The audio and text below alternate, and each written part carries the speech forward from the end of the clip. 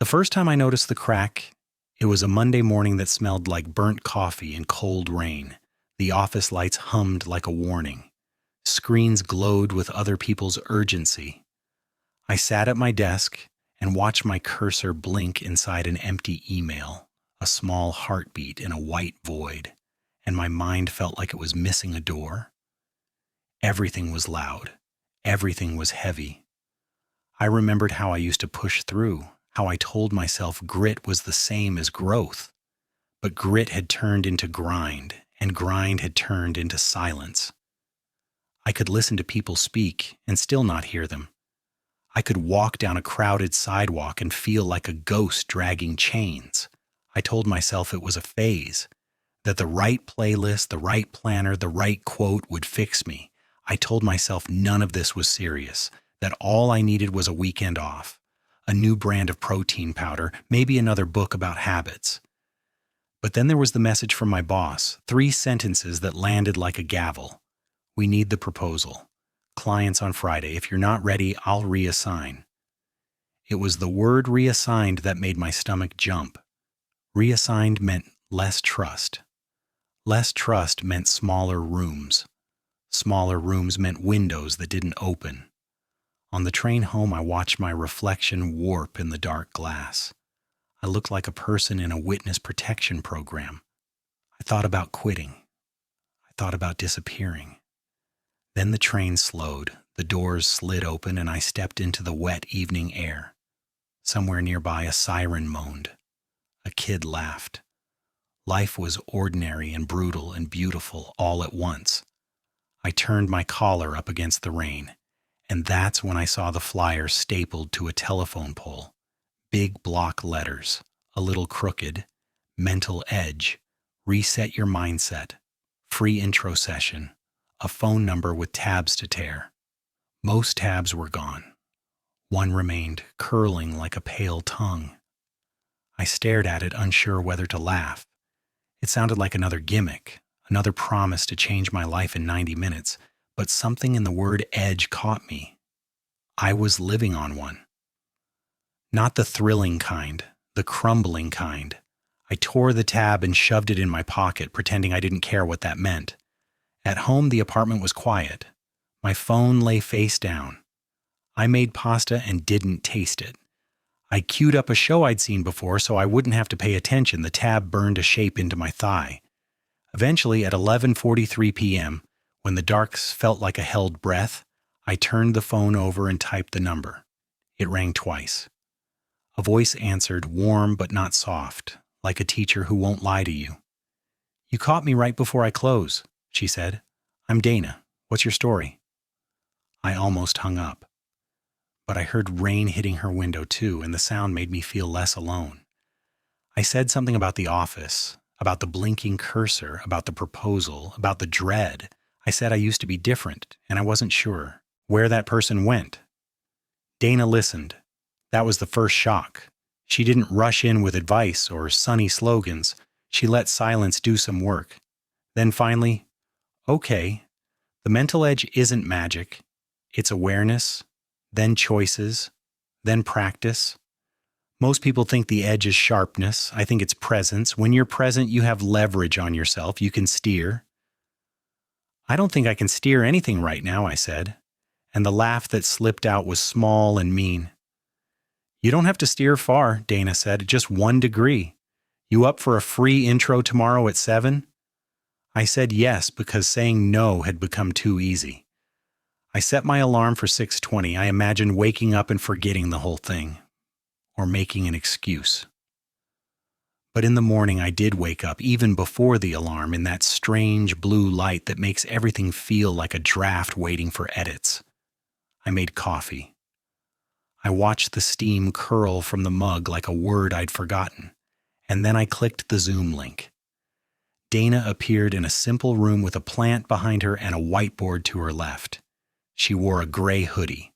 No brand, no slogans, just a face you'd trust to tell you if you had spinach in your teeth. "Let's keep it simple," she said. 3 rules. First, we tell the truth. Second, we keep it small. Third, we eat what we cook. Meaning, Everything we talk about, we actually try. I can do small, I said. My voice sounded like it needed stretches. Good, she said. Small is honest. I want you to tell me what you're telling yourself about Friday, not what's true, what your fear is saying. That I'm not ready, I said. That the client will know. That I'll freeze and my boss will see, and that'll be it. I'll be reassigned, which is the first domino in a row that ends with me in a studio apartment with no rugs and a flickering light. Fear is a great novelist, Dana said, like lots of plot, few facts. Here's your first mental edge drill. Write the 2-sentence version. No adjectives, no catastrophes, just the thing you have to do and the next step.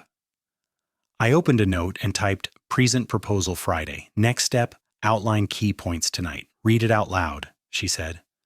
I read it and something unclenched. The simplicity tasted like clean water. Dana nodded. This is the edge. Clean lines. Now we build a runway. You've got 4 days.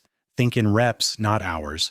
Focus sprints. 25 minutes on, 5 off. 4 blocks tonight. 2 for research, 2 for the outline. Before we hang up, pick a time to start and text me the word go at that time. You're not proving anything. You're practicing presence. After we hung up, I expected to crash. Instead, I felt quietly awake. Not hyped, not high, just here. I set a timer for 7:30 p.m. and laid my phone where I could see it like a lighthouse. When the minute flipped, I texted go. Then I worked, slowly, like I was learning how to use my hands again. The first sprint was clumsy. My mind kept lurching toward panic, but I caught it. I named it. Panic, not truth. The second sprint, the sentences started to line up. The third sprint, I decided what not to include. The fourth sprint, I wrote a new 2-sentence version, Present Proposal Friday. Next step, turn outline into 3 slides. At 9:40 p.m., my back ached. I walked to the kitchen and stood in the doorway and felt air move through the apartment as if it had been trapped, and finally remembered how to leave. Dana texted, How'd the reps go? I typed, Not pretty, but done. Done beats pretty, she wrote. Tomorrow we build the engine. I slept like someone had turned the noise down. In the morning, I woke with a hunger I hadn't felt in months, the kind of hunger that isn't about food. At lunch, I took a walk and noticed the smell of wet concrete. I noticed a guy in a Yankees cap helping an older woman cross the street. I noticed how the clouds stacked like ships. Awareness, then choices, then practice. The phrase felt like a 3-note chord. That afternoon, Dana sent a simple framework: clarity, capacity, courage. Clarity, she wrote, is knowing what matters and what doesn't. Capacity is energy and attention. Courage is doing what scares you in service of what matters. The mental edge is the intersection of all 3 in this moment. We hopped on again that night. Show me your outline, she said. I shared my screen, shaky but brave. Good bones, she said. Now let's trim. The brain loves 3s. 3 points, 3 stories, 3 asks. Put the heavy data in a 1-pager for follow-up. Your job Friday isn't to transfer information, it's to transfer conviction. I can't fake conviction, I said. Don't fake anything, she said, but borrow it from the future. Imagine you've done the work and delivered clean. What do you know then that you don't know now? I closed my eyes. I pictured the room. The clients' faces like lit windows. My slides like clean streets. I know that I can pace myself, I said. That I don't have to rush. That silence won't kill me. There you go, Dana said. Put that into a line you can say to yourself 5 minutes before you present. I wrote, Silence is a tool, not a threat. Now capacity, she said. Your phone is a slot machine. You need a dumb phone during work sprints. Put it in another room. Use a timer on your laptop, water by your hand, breath at the top of every hour. 4 count in, 6 count out. Tell your body you're not being chased. We practiced the breath. 4 in, hold, 6 out. The exhale felt like a hidden trap door opening. I didn't float away. I landed slower. Courage next, Dana said. Choose one thing that scares you and do a small version tonight. That's easy, I said, asking for feedback. I avoid it, like fire. Great, she said. Send your boss the outline with a 2-sentence note. Here are the 3 points. Am I missing anything? That's it. My skin prickled. The idea made me want to hide. But a deeper part of me, the part that was tired of living like a fugitive from my own life, nodded. After our call, I wrote the note. No excuses, no throat clearing, just the ask. I hovered over send. My heart kicked. I pressed the key and stood up and walked away from the desk like I'd just touched a hot stove. My body waited for something terrible to happen. The ceiling didn't fall. 10 minutes later, a reply. Looks strong. Add the competitor slide. Proud you're driving this. Proud. The word cracked something open. Not because I needed it, but because I hadn't expected it. I sat down again and laughed, sudden and surprised. Then I added the competitor slide like a person who knows how to do simple things. Wednesday was reps, Thursday was Polish. The afternoons had a rhythm now, a kind of tide. On the train I read, not doom-scrolled, I slept, I woke. I ate breakfast that tasted like real food. I talked to my sister and didn't pretend to be fine. You sound different, she said. Like you stopped bracing. Friday came with a cold, bright sky that made the city look freshly unboxed. I wore my best shirt. I remembered how it felt to care. I reviewed my 3 points in the elevator, then stopped, because over-prep is a cousin of panic. The conference room was smaller than I imagined and warmer. My boss nodded. The client shook my hand and held it maybe a second longer than necessary, the way some people do to show you they're paying attention. I clicked the remote. The first slide appeared. Clean, not clever. I breathed. 4 in, 6 out. Silence is a tool, not a threat. I started talking, and it felt like walking down a hallway I'd been afraid to enter, only to find it lit, with doors on either side inviting me to take my time.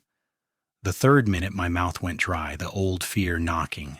I took a sip of water and let the pause hang. No one died.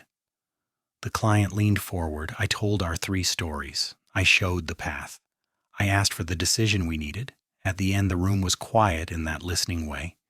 Then the client said, "This is clear. When can you start?" After, in the hallway, my boss grinned like someone who just watched a magic trick and was proud to know the magician. "That was clean work," she said. "I'm assigning you the rollout. You earned it." I wanted to say, it's just presence, it's just practice, it's just breath. But those words sound silly in a hallway. So I nodded. I went back to my desk.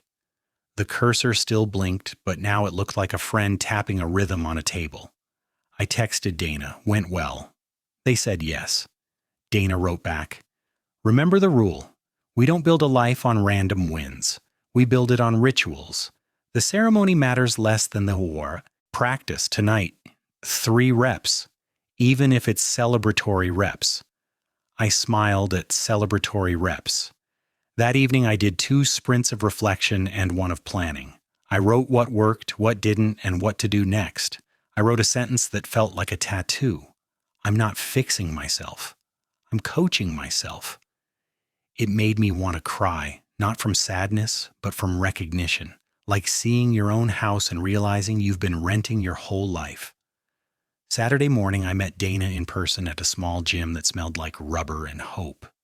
There were ropes and sleds and a rack of kettlebells lined like chess pieces. But Dana waved past them toward the corner where a mat and a chair waited. "We'll move later," she said. "First we sit." People think the mental edge is a grind set. It's not. It's an awareness set. You can touch it anywhere, on a mat, in a meeting, in line at Starbucks. We sat. Dana taught me a simple drill. Name 5 things you see, 4 things you feel, 3 things you hear, 2 things you smell, 1 thing you taste, then 1 true thing about yourself that isn't about productivity. I did the drill. The mat had a tiny tear. The light was warmer than it looked. The building hummed like it was alive. The air smelled like lemon cleaner and something metallic. I could taste mint from my toothpaste. Then the true thing, I care about making clean work. My chest loosened when I said it out loud. Good, Dana said. That's north. Now we train deviation. What pulls you off? News, noise, nostalgia? Most people don't have one big enemy. They have 1,000 tiny thieves. We made a list of tiny thieves.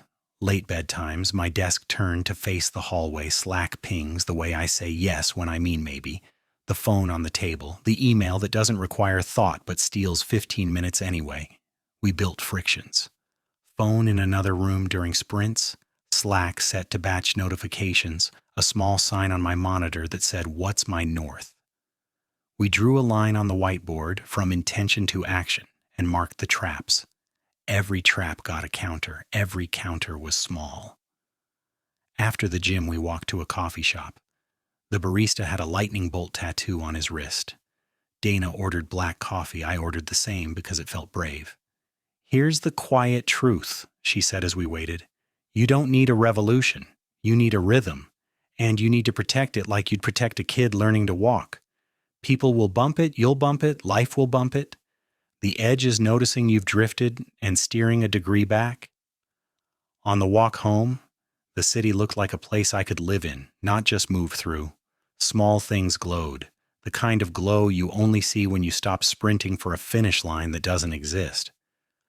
I stopped at the park and watched a group of teenagers play pickup basketball. There was a kid in a red hoodie who missed 2 shots, then hit the third and whooped so loud a pigeon flapped away. He slapped his friend's palm like he'd won a final. I wanted that kind of shameless celebration for the small things. I wanted to whoop for a clean inbox, for 20 minutes of focus, for calling my mom back. Sunday, I built a plan for the week that looked like a skeleton. 3 sprints each morning, 2 after lunch, 1 in the late afternoon if my brain allowed it. A 90-minute block on Wednesday for deep work, no meetings. A notebook where every page started with 3 prompts. What's north? What's the next brick? What will try to steal it? I felt odd making a plan that wasn't heroic, but sometimes heroics are a way to avoid responsibility, a way to make it all drama and no devotion. By the end of the week, the apartment felt different. Not bigger, not neater, just less haunted. I noticed the way light moved across the wall at 4 p.m., a slow gold that made me think of childhood late afternoons when I still believed days were endless. I cooked eggs without checking my phone. I said no to a meeting that didn't need me. The ground didn't collapse. The edge didn't cut me. It held me if I held it back. The next Friday, I walked into a new meeting with the client's operations lead. More money on the line, more eyes. Before, I would have spun myself into a knot. Now I stood in the hallway and did the 5-4-3-2-1 drill. I said my line, "Silence is a tool, not a threat," and felt my breath answer like a friend returning a call. Inside, the room was glass and chrome. The ops lead had a face like a locked screen. Halfway through, he leaned back and folded his arms, and the old fear rose, quick and bright. It told me I was losing him. It told me to speed up, to throw in more data, to beg without begging. I did none of that. I paused. I asked him a question instead. "What would make this rollout easier for your team next month?" He blinked, then told me a small thing about scheduling that mattered a lot. I adjusted on the fly. At the end, he said, "You're easy to work with." That's not what I would have called myself 2 weeks ago. 2 weeks ago, I was friction. That night, I texted Dana a thank you. She replied with a photo of a small note card, the words printed neat. The mental edge, presence over panic, practice over performance, courage over comfort, clarity over chaos. "Pick one for the week," she wrote. "Write me 1 sentence each night about where you saw it." I picked presence over panic. On Monday, I wrote, "I felt panic in my jaw at 2 p.m., unclenched, and let presence fill the space where I wanted to run." On Tuesday, I wrote, "I noticed the way my mind wants to predict the future, and I told it to write a weather report instead." On Wednesday, I wrote, Presence is the only place I can touch my own life. The sentences weren't poetic. They were a rope across a river. By the time the month turned, I felt something I hadn't felt since college. Momentum that didn't depend on luck. It wasn't an adrenaline drip. It was a patient clock. I could hear it in the background steady. The edge wasn't a weapon. It was a ledge, a place to stand where I could finally see my own hands, and then I hit the first real test. It was a Tuesday afternoon with the kind of dry light that makes everything look honest. I was walking back from lunch with a coworker when my phone buzzed, my sister's name on the screen. A message, "Call me when you can. It's about Mom." The ground tilted and the wind changed shape and all my training felt like a thin coat in a cold front. I called. My sister's voice was too calm. She said the word biopsy. She said the word mass. She said it in a way that made me know she'd been saving her strength for this exact moment. I went back to the office and sat in a chair that suddenly felt like a boat. The screen blurred. The cursor blinked. A heartbeat in a white void. This is where old me would kick in. This is where the story I told myself about bending and not breaking would run the show. This is where I would push and pretend. But the mental edge isn't about pretending. It's about presence, especially when the world asks a higher price. I stood. I walked to the window and put my palm against the cool glass and did the breath, 4 in, 6 out. The exhale shook. I did it again. Then I wrote a 2-sentence version of the big thing, Mom needs tests. Next step, book flight for Friday and text Dana. I booked the flight. My hands trembled. I texted Dana. Family stuff. Need a playbook for hard weeks. Her reply came quick. We don't do hard weeks alone. Call me at 6. We'll build a humane plan. The edge is not about squeezing more. It's about choosing well when life squeezes you. I stared at the words. I felt something inside me decide. I closed the laptop. I walked to my boss's office and told her I needed Friday and Monday. I didn't pile on reasons. I didn't apologize for existing. She looked surprised, then worried, then said, "Take what you need. Keep me posted." I walked back to my desk and my legs felt like a stranger's, but my spine felt like mine. That night, Dana's face filled the screen again. No hoodie this time, a navy sweater. The plant behind her was the same. We adapt, she said. We protect what we can. We release what we can't. We shrink the work, not the heart. We built a plan. Keep the morning sprints 1 instead of 3. Do the breath while standing in the kitchen waiting for the kettle. Ask for help. 2 coworkers, 1 call with my boss. Pack a book that makes me kinder, not smarter. When fear writes a novel, read 1 page and put it down. When the hospital smell pulls me under, name 5 things I see, 4 I feel, 3 I hear, 2 I smell, 1 I taste. Then 1 true thing about myself that isn't about productivity. I wrote them on a card and slid it into my wallet. Then I packed a bag, folded a sweater that still smelled like detergent and sunlight, and watched the city through the window. Lights scattered like small promises. I didn't feel brave. I felt real. And maybe that was the edge I wanted all along. The airport smelled like jet fuel and old hopes. I moved through it like a ghost trying to learn how to walk again. Screens blinked with departures. People hurried with coffees and carry-ons, tiny universes with wheels. I kept touching my wallet to feel the card I'd written, the one with the drills. It steadied me the way a railing steadies a staircase in the dark. On the plane, the air felt recycled and thin. I closed my eyes and did the breath. 4 in, hold, 6 out. The exhale cracked, but it came. I thought about Mom's laugh, the way it always arrived half a second early, as if joy were cutting the line. I thought about the last Thanksgiving, the one where we ate too late and ended up dancing in the kitchen to a playlist that had no theme except songs you can't sit still to. I wanted that kitchen back. I wanted the dumb comfort of dishes stacked like small battles we could win. The plane lifted. My stomach dipped. My mind ran ahead, writing endings I had no right to write. I caught it. Named it. Fear loves first drafts. I folded the thought like a note and put it in a drawer I refused to open. The clouds closed around us, a white world with no edges. I took out a notebook and wrote a 2-sentence version for the day ahead. See Mom. Be present. Next step, text sis ETA and bring coffee she likes.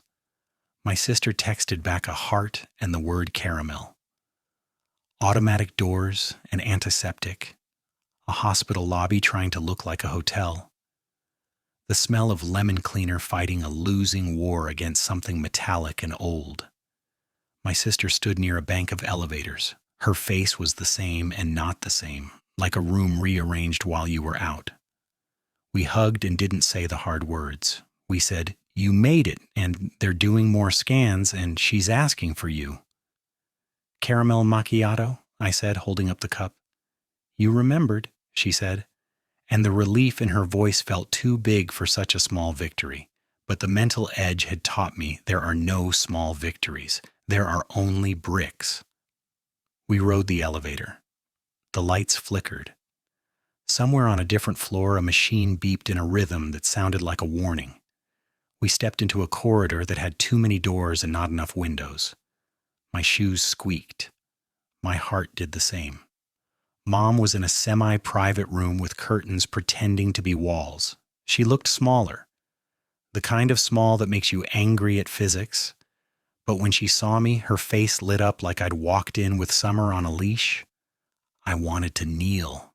I wanted to pray and punch and bargain and run. Instead, I took her hand. It was warm, familiar, human. My body remembered being young and safe. "Hey, baby," she said. "Look at you. All city." "You're the one stealing the show," I said, because if I didn't joke, I might break. We talked around the fear at first. Weather. The nurse with the cat earrings. A show she was trying to like and failing. Then my sister went to call the doctor, and the curtain swallowed her, and the room got quiet. "Tell me the truth," Mom said. "Not sharp, just steady." We had the same eyes. It felt like looking into a mirror placed across years. "I don't know the truth yet," I said. "They're testing words like biopsy. They're careful." "Are you okay?" she asked.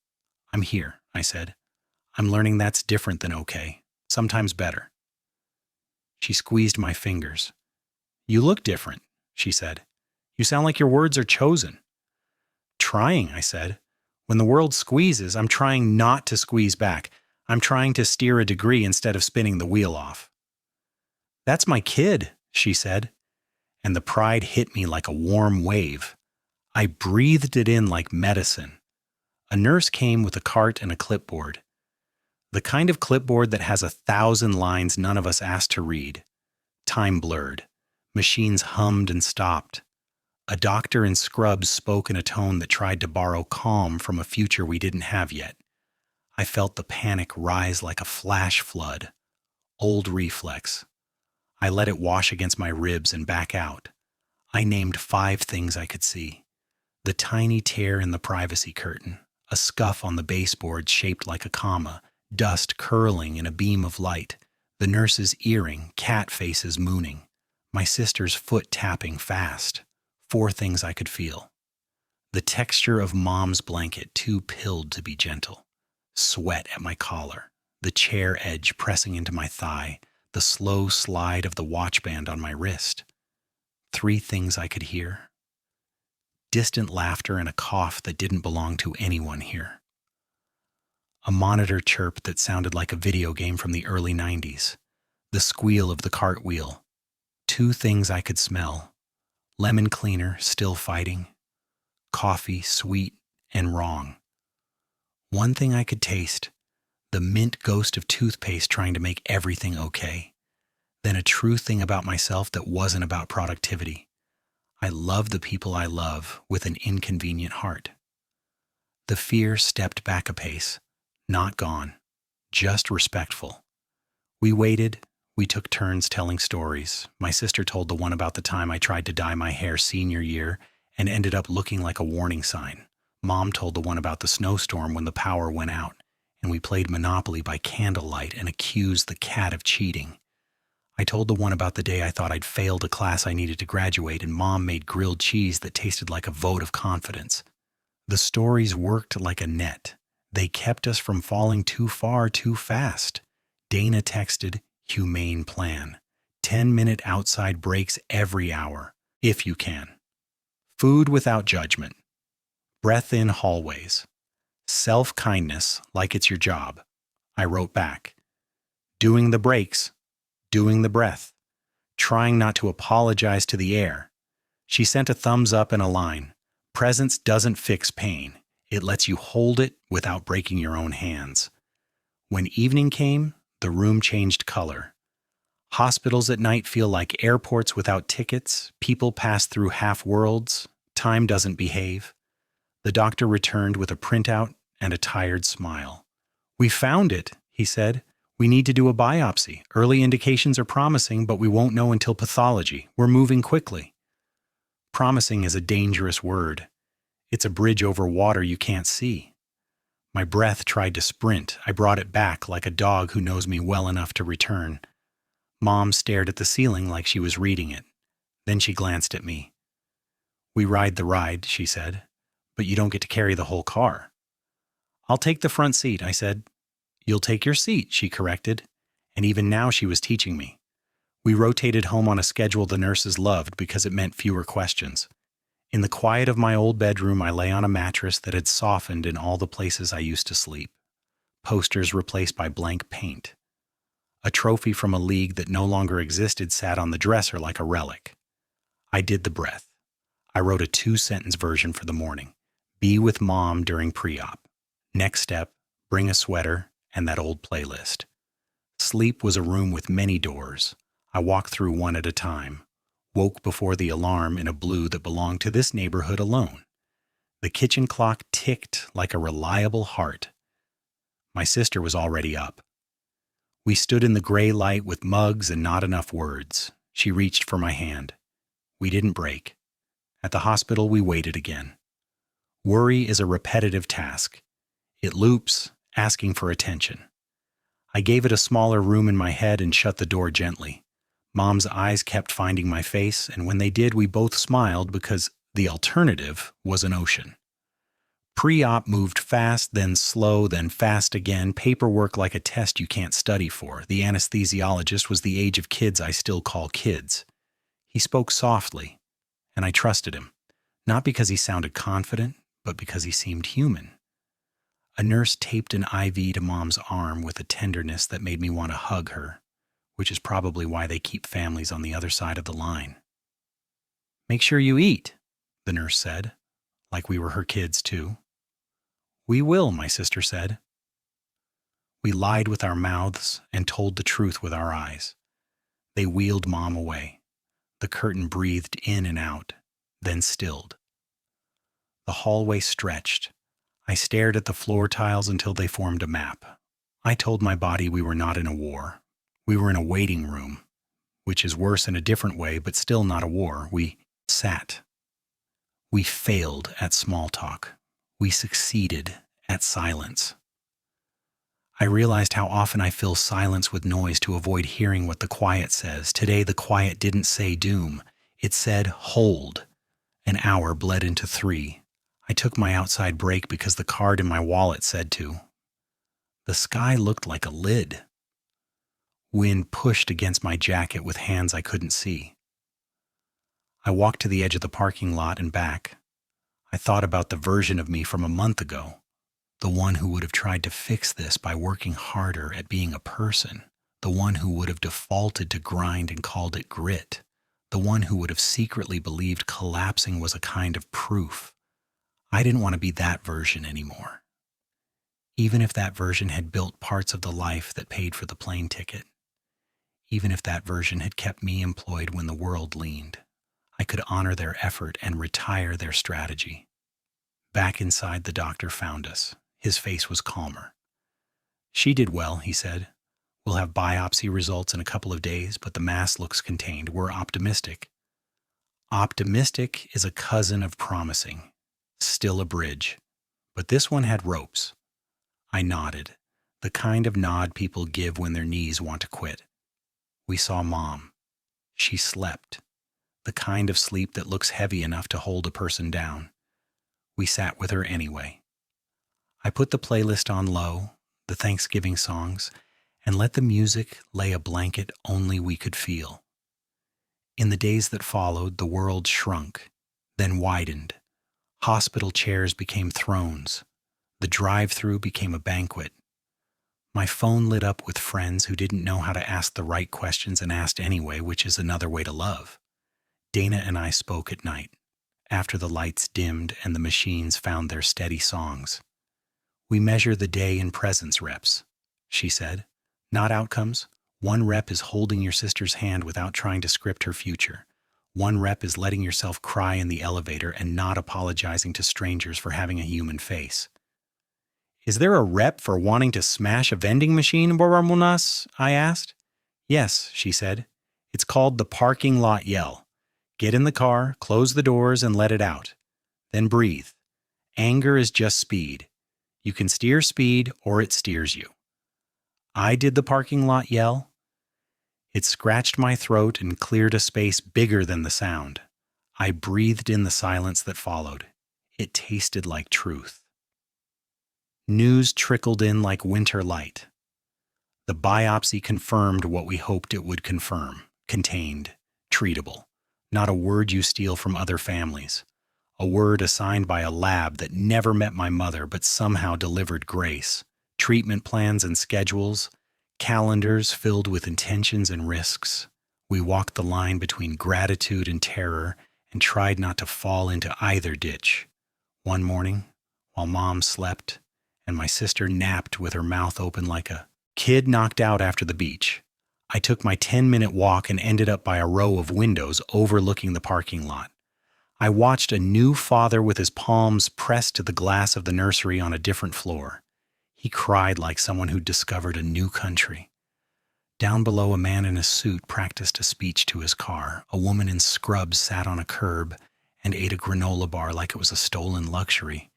Life piled up. Ordinary. Brutal. Beautiful. The same 3 notes as before. I texted my boss a quick update. She wrote back, "Thank you for taking care of what matters. We have you." That line underlined something I'd been trying to learn. When you let people carry a corner of your life, they don't resent you. They feel useful. On the flight back, I stared at the seat back safety card like it held ancient wisdom. The exit rows, the oxygen mask. Put yours on first. It's a cliche because it had to be said too many times to people who thought sacrifice made them holy. I wrote a new 2-sentence version for the next week. Keep the rhythm. Show up clean to work and kind to myself.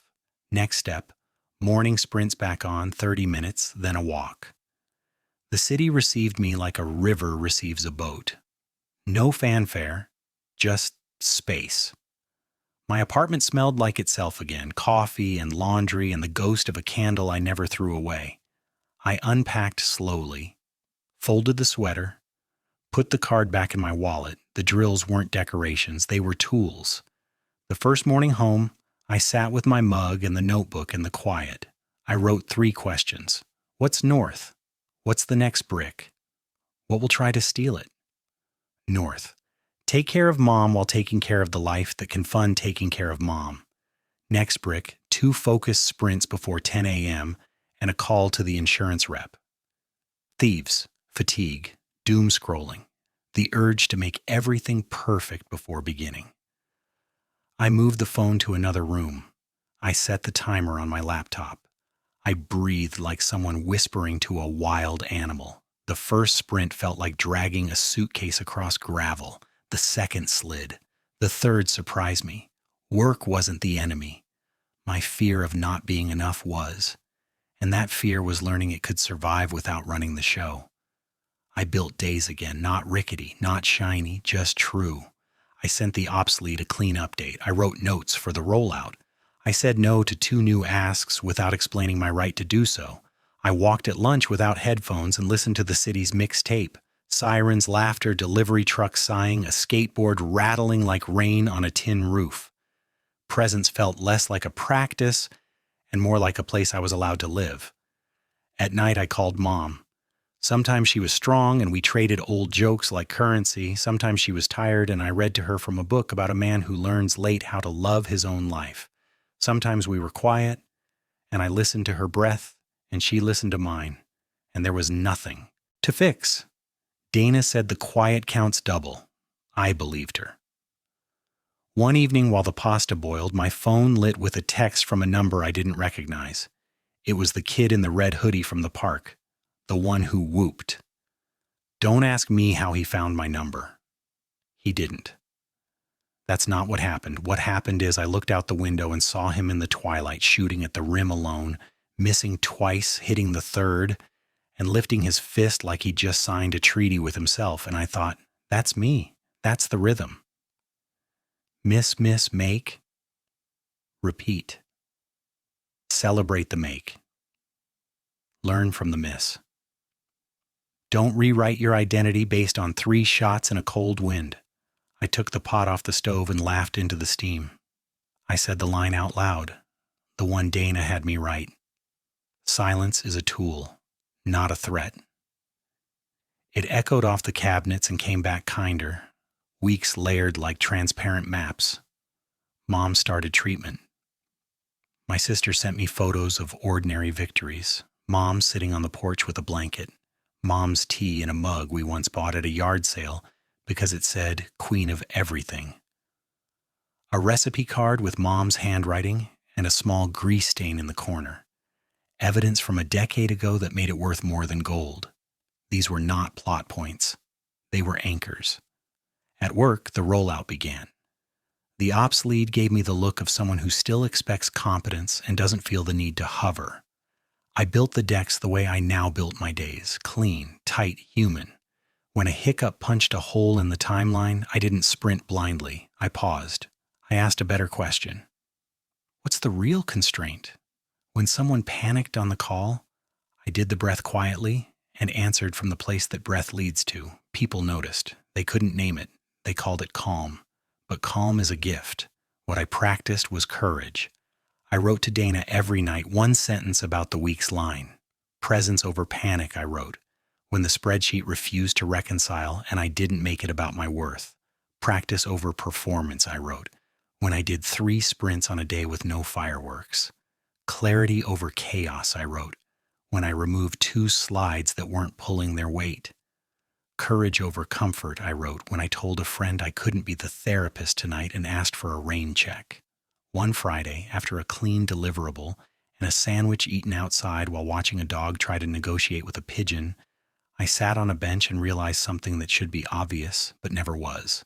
The mental edge had never been about perfection. It was about fidelity.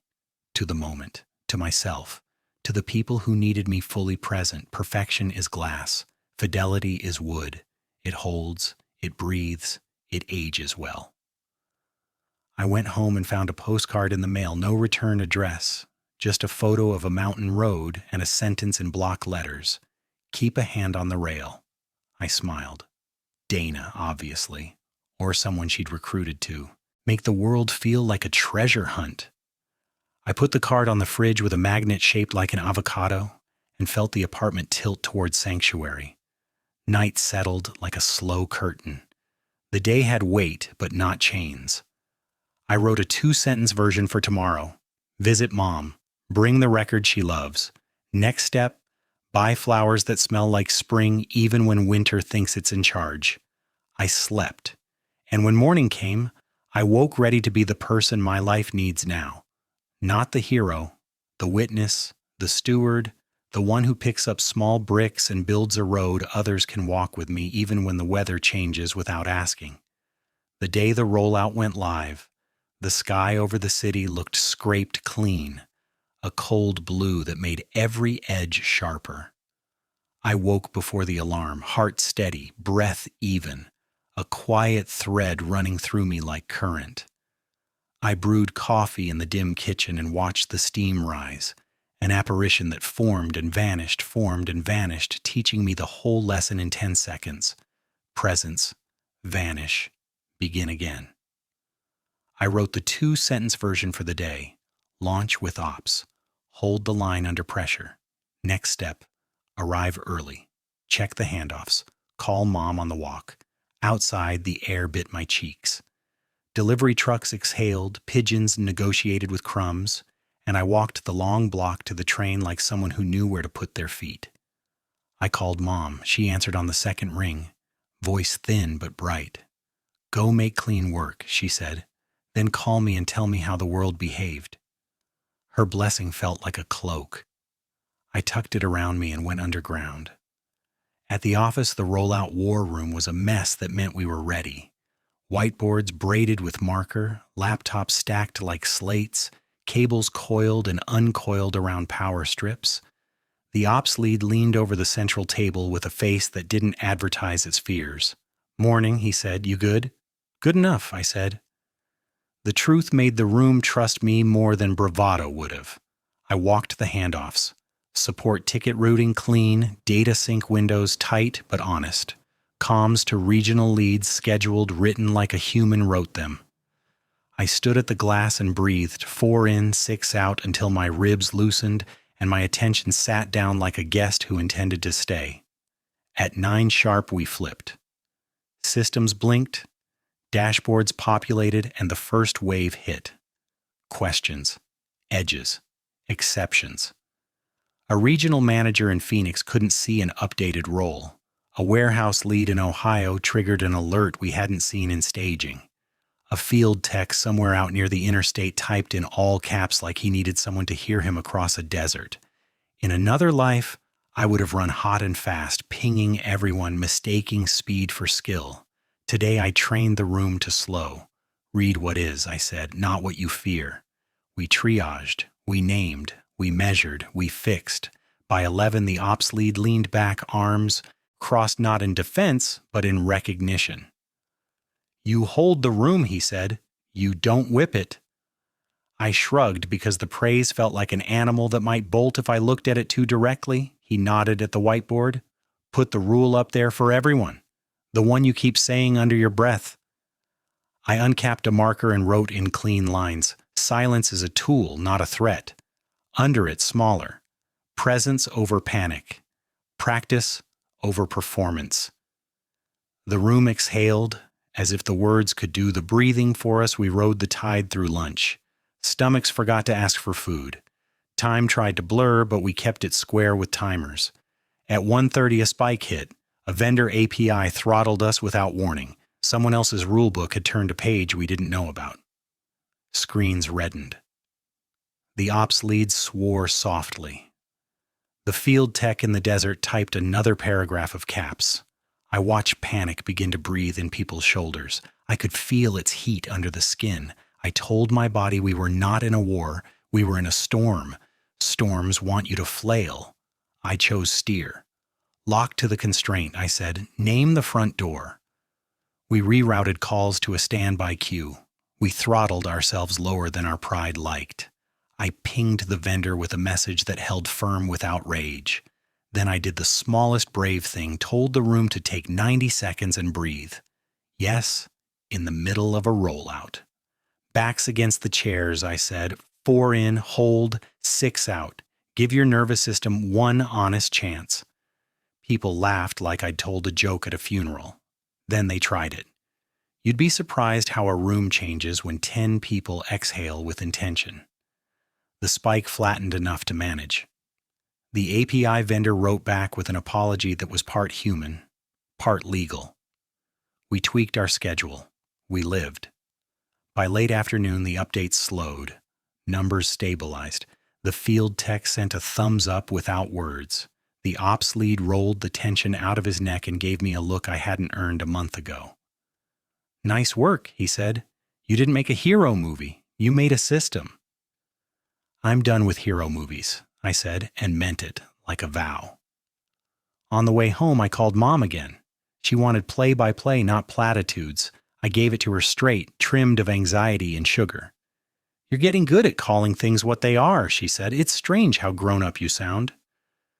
Feels like I finally caught up to my birth certificate, I said, and she laughed, the sound cutting the line like light.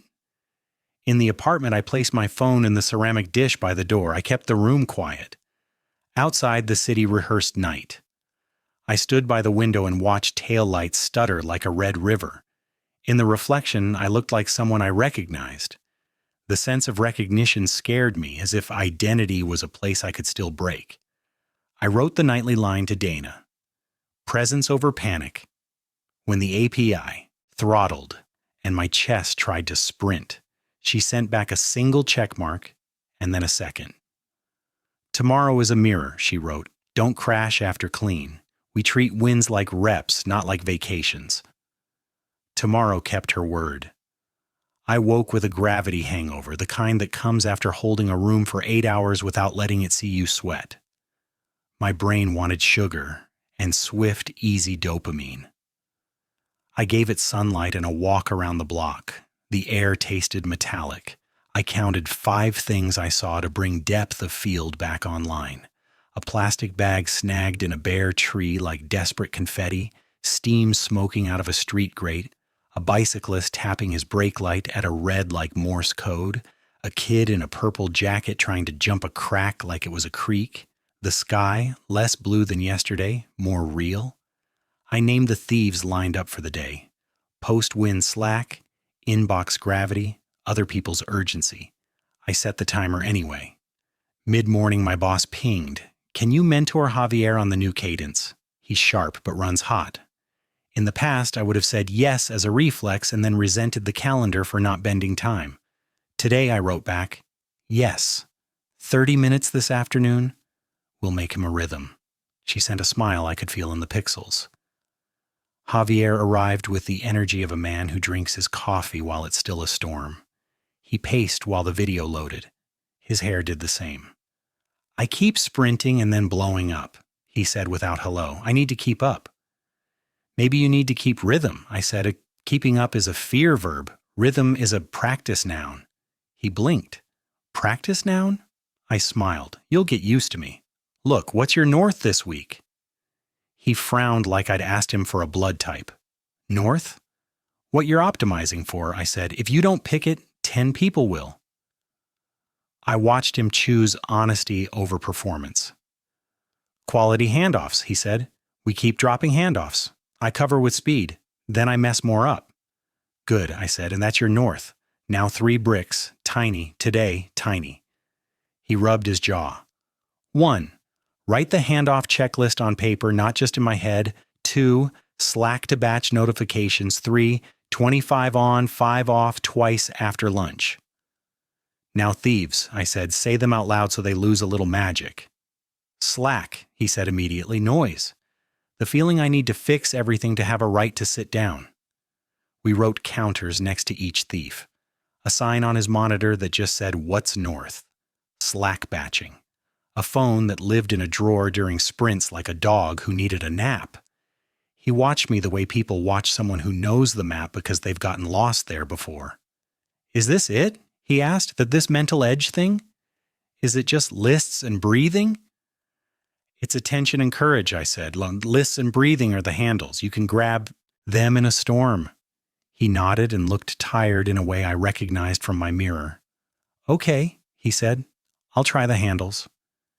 By late afternoon, clouds stitched themselves together and the city wore a darker face. I walked to the park anyway. The court was empty, rim a lonely circle in the gray.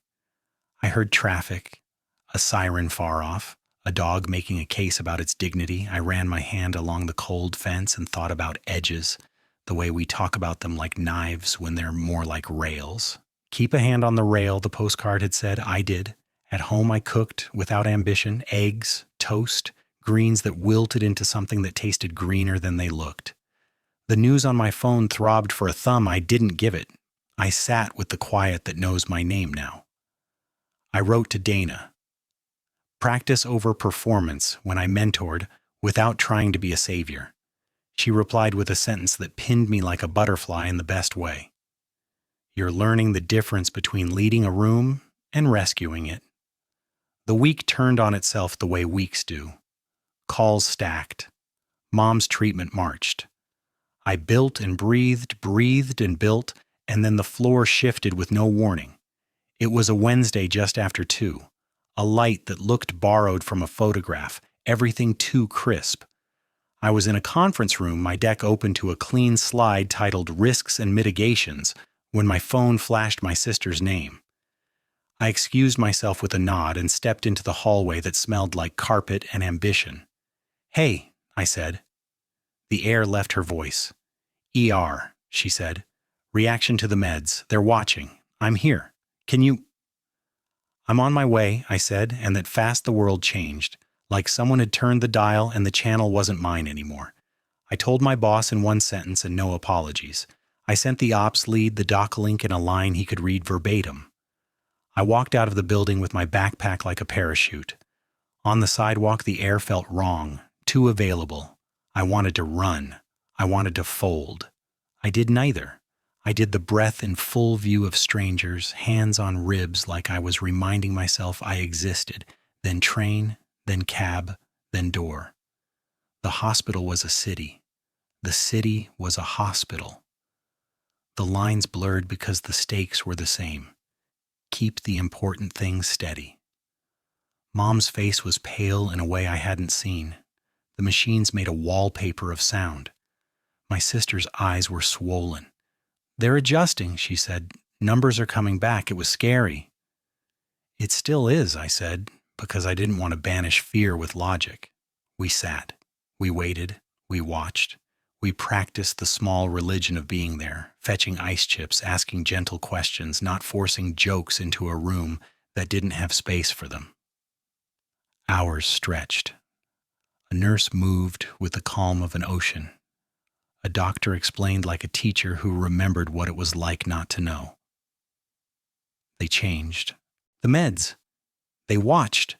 The numbers righted themselves like dishes in a cabinet after the truck stops. At midnight, Mom slept without the rigid set to her jaw. My sister's chin tucked to her chest, an angle that would ache come morning. I stood at the window and looked at the parking lot and the highway beyond. Red lights threaded away from us, white lights stitched toward us. I thought of everything moving all the time in this country, everyone carrying something fragile, everyone convinced their crisis was the only real storm. Maybe that's true. Maybe the point isn't to compare weather. It's to keep a hand on the rail in yours and offer the other hand when you can. I texted Dana. Hard night. Learned the difference between panic and urgency. She wrote back at a time no one should be awake. Panic is about you. Urgency is about the task. You chose the task proud. I let myself feel the word this time, not as a drug, but as permission to unclench. I slept in the chair with my head tilted like a bad idea. Morning found us with numbers that kept behaving. By noon, Mom was making a face at the hospital oatmeal, which felt like proof of life. I kissed her head. I kissed my sister's forehead like we were kids again, and I could fix things by pretending the world was simple. I went home to shower and swap clothes, and afterward sat on the floor of my apartment in a towel, hair wet, and cried the cry that had been waiting behind my teeth. It wasn't cinematic. It was animal. Then it was done. I stood up into the life that needed me. Work didn't resent me for leaving. The doc was updated, the ops lead had used my words like they were his, and the room had held without me. That shook me more than I expected. I had to face the quiet truth. I liked being needed too much. The mental edge wasn't a crown. It was a practice. If other people could carry bricks in my absence, that meant I'd built something that wasn't just me. It felt like loss and gain in the same breath. Days made weather. Weather made weeks. Javier sent me a photo of the paper checklist taped to his monitor and a thumbs-up emoji that looked almost shy. My boss asked if I could codify the cadence for the team. I wrote a one-page field guide in the language of the room, not the language of gurus. It started with a line, "We don't grind, we groove." It had 3 sections, clarity, capacity, courage, and under each 3 drills, all small, all usable. At the end, I added the sentence Dana had once texted me, "Presence doesn't fix pain, it lets you hold it without breaking your own hands." I stared at it for a long time before I hit send. Some sentences change a culture, one quiet room at a time.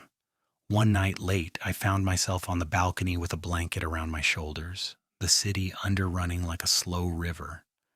I thought about the person I used to be, the one who ran toward walls just to feel a hit, who mistook burnout for proof of devotion, who wore exhaustion like an identity. I didn't hate them. I wanted to thank them for carrying things badly and not dropping them. Then I wanted to tell them they could put some of it down. I whispered it into the night like a message to a past that could still hear me. The next morning on my walk to the train, I saw the kid in the red hoodie again. Different kid, same energy. He bricked 2 shots and then sank the third with a form that promised more makes than misses in his lifetime. He whooped. That same shameless sound. A woman walking her dog clapped once. The dog looked offended. I laughed out loud and the kid looked over, noticed he had an audience, and hit another shot just to close the scene. Then he jogged to pick up his backpack and dragged his hand along the chain-link fence as he left, a metal whisper that sounded like a vow. Keep a hand on the rail. At work, we hit a snag in reporting that threatened to turn clean lines into a tangle. Old me would have stayed late and made a show of martyrdom. Now me pulled the right people into a small room and asked the only question that opens doors. What's the simplest true story we can tell about what's happening? We told it. The tangle loosened. We cut the knot we didn't need. We shipped an update that didn't perform for applause. It performed for reality. I messaged the team at 6. Good work. Shut your laptops. Go be human. Someone replied with a photo of a toddler in pajamas holding a wooden spoon like a sword. Someone else sent an image of a sunset that looked photoshopped by God. I turned my own screen dark and let the room of my life fill with all the things that aren't on a screen. That weekend, I flew back to see Mom. The airport smelled like jet fuel and a second chance. The plane's ascent pulled my stomach and my mind toward the futures I couldn't shape yet. I caught the mind and brought it down one breath at a time. In the hospital, Mom's color was better. Her eyes were wild with new stories. She'd made a friend down the hall who swore by crossword puzzles as medicine. We did one together, filling in boxes with small victories. My sister made a joke about how we could post the puzzle online and people would argue about whether we were doing it wrong. We laughed the mean kind of laugh that isn't mean at all. It's just tired and grateful for humor as a tool. That night, I read to Mom from the book about the man who learns late to love his life. There was a line that felt like a knuckle tapping my door. Love is paying attention without demand. I watched it land on her face. I felt it land in mine. We fell asleep to the TV's low murmur, 2 attention sets braided into something like peace. Back in the city, the field guide I wrote began to travel. People referenced it in meetings without saying my name. I thought that would sting. It didn't. It felt like proof it was bigger than me. Javier pinged me with a small confession. I almost went hero mode today. The checklist saved me from myself. I sent back, "We practice. We don't graduate." He sent a laughing face, and then a photo of the sign on his monitor, "What's North?" with a coffee stain in the corner. I loved the stain most. It made the sign a thing that lived in the world. One night on the train home, a man argued with someone no one else could see. People flinched and pretended to scroll. I felt fear rise and then settle when I remembered fear as a novelist, and I don't have to read every book in the library. The man's voice softened into a monologue only he needed to hear. The car rocked. We all kept moving toward our stops. In the apartment, I stood at the sink and washed dishes like a ceremony. I thought about all the tiny lit urgencies of other lives in the building. The study session upstairs, the argument next door, the recipe failure 2 floors down, the dog figuring out its place in a new family. I felt my life as one thread in a cloth, and somehow that made it matter more, not less. I texted Dana. Clarity over chaos tonight, washing dishes, not doom scrolling, because the plate in my hand was the only world I was responsible for at that moment. She sent back a single word: fidelity. The rollout's second phase approached. More risk, more eyes. We planned, we rehearsed, we wrote the simple true story and underlined the parts that might betray us. I slept. I ate. I did the breath in hallways without shame. I held my phone like a tool, not a trap. I said yes when I meant yes and no when I meant no, and the world didn't punish me for speaking human. The day we flipped the second switch, storms gathered over the river. The sky darkened like a warning, and the office lights hummed like it was Monday again in another timeline. I put my hand on the rail. I felt the grain. I whispered the line that had made rooms behave. Silence is a tool, not a threat. When it was over, when numbers were good enough and people began to put their shoulders down, I sent one more message to the team. We don't build a life or a rollout on random wins. We build it on rituals. Save your notes. Tomorrow the reps are smaller and they matter more. Someone sent a GIF of a person stacking bricks that kept aligning into a road. Someone else just wrote 1 degree. I walked home in rain that turned the city into a film. Streetlights smeared yellow along the pavement. Tires hissed. I held my umbrella like a boundary and thought about how much of this year had been about boundaries I didn't know I needed. Keep a hand on the rail. Keep a hand on yourself. Not to grip, to guide. At my door, I paused. I listened to the rain.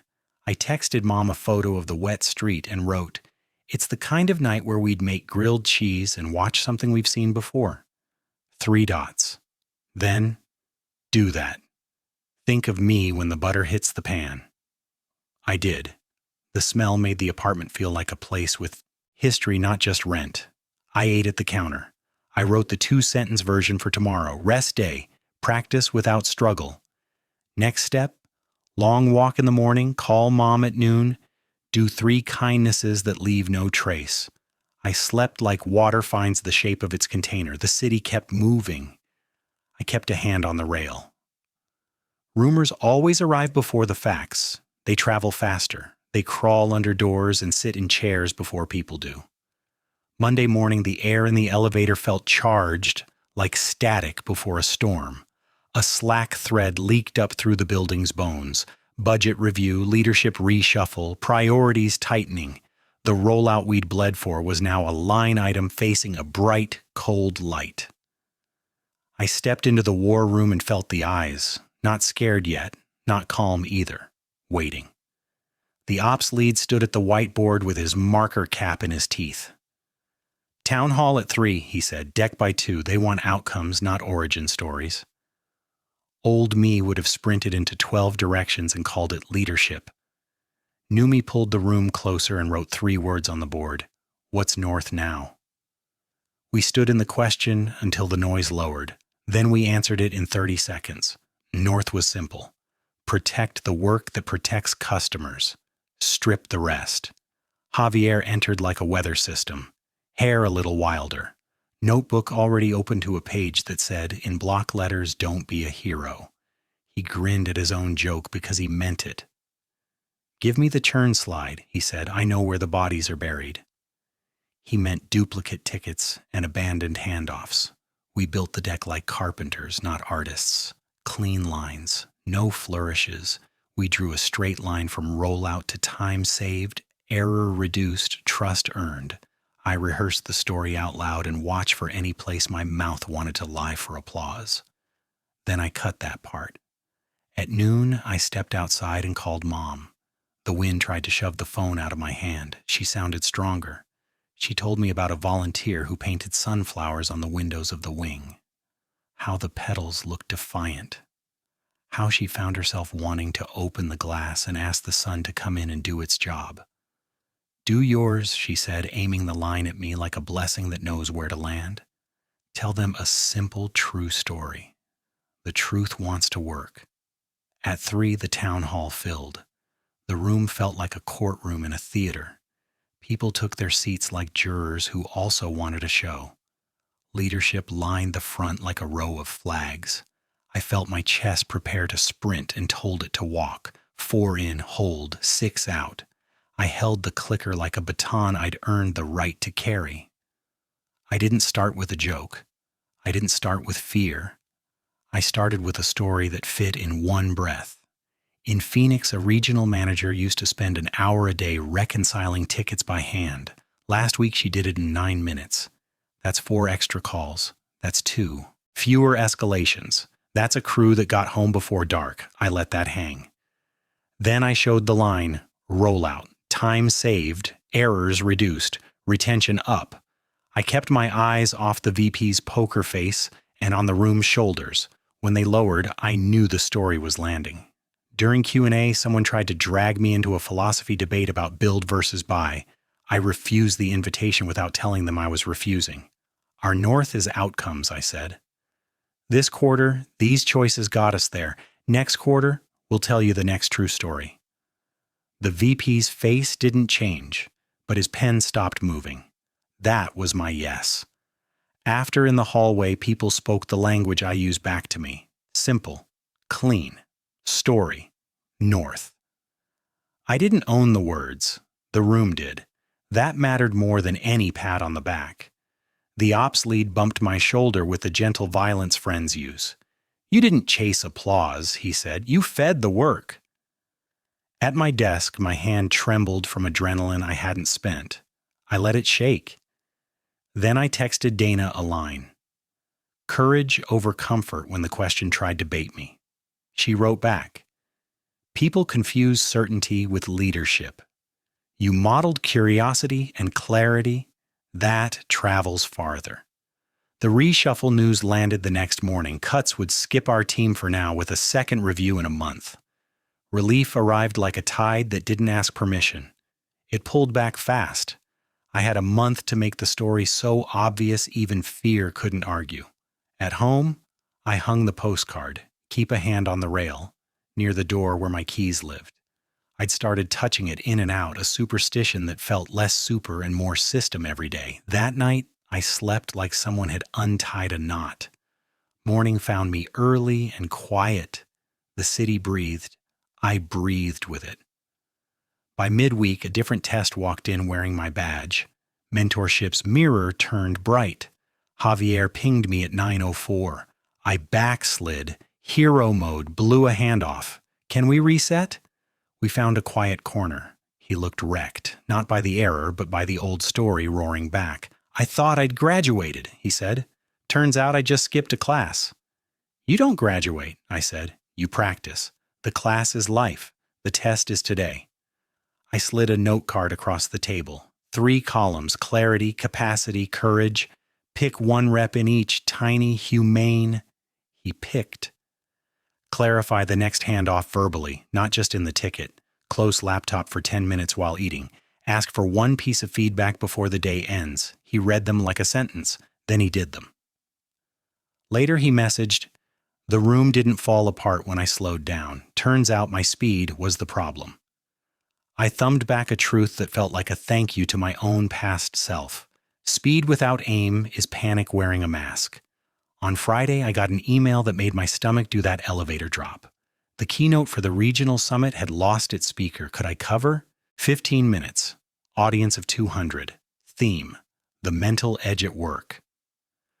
My name was apparently on a short list no one had consulted me about. I had 2 options: hide behind the comfort of execution or step onto the small, bright square where I would need to tell the truth in front of strangers. I said yes. I said it out loud in my apartment like I was making a promise to the part of me that still wanted to be invisible. Then I wrote a 2-sentence version. Share the mental edge story in 15 minutes. Next step, build 3 beats and 1 breath. Saturday morning, the city wore a softer face. I walked without headphones and let my mind draft. Beat 1, my before. Burnout dressed as loyalty. The cursor blinking like a heartbeat in a white void. Beat 2, the drills, the rails, Dana's voice like a lighthouse. Silence is a tool, not a threat.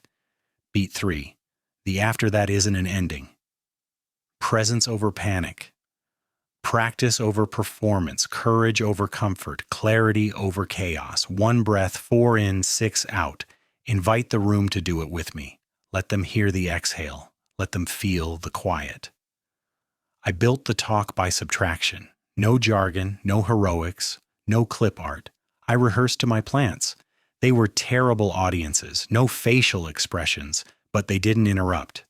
I practiced the pause before the breath and the invitation after.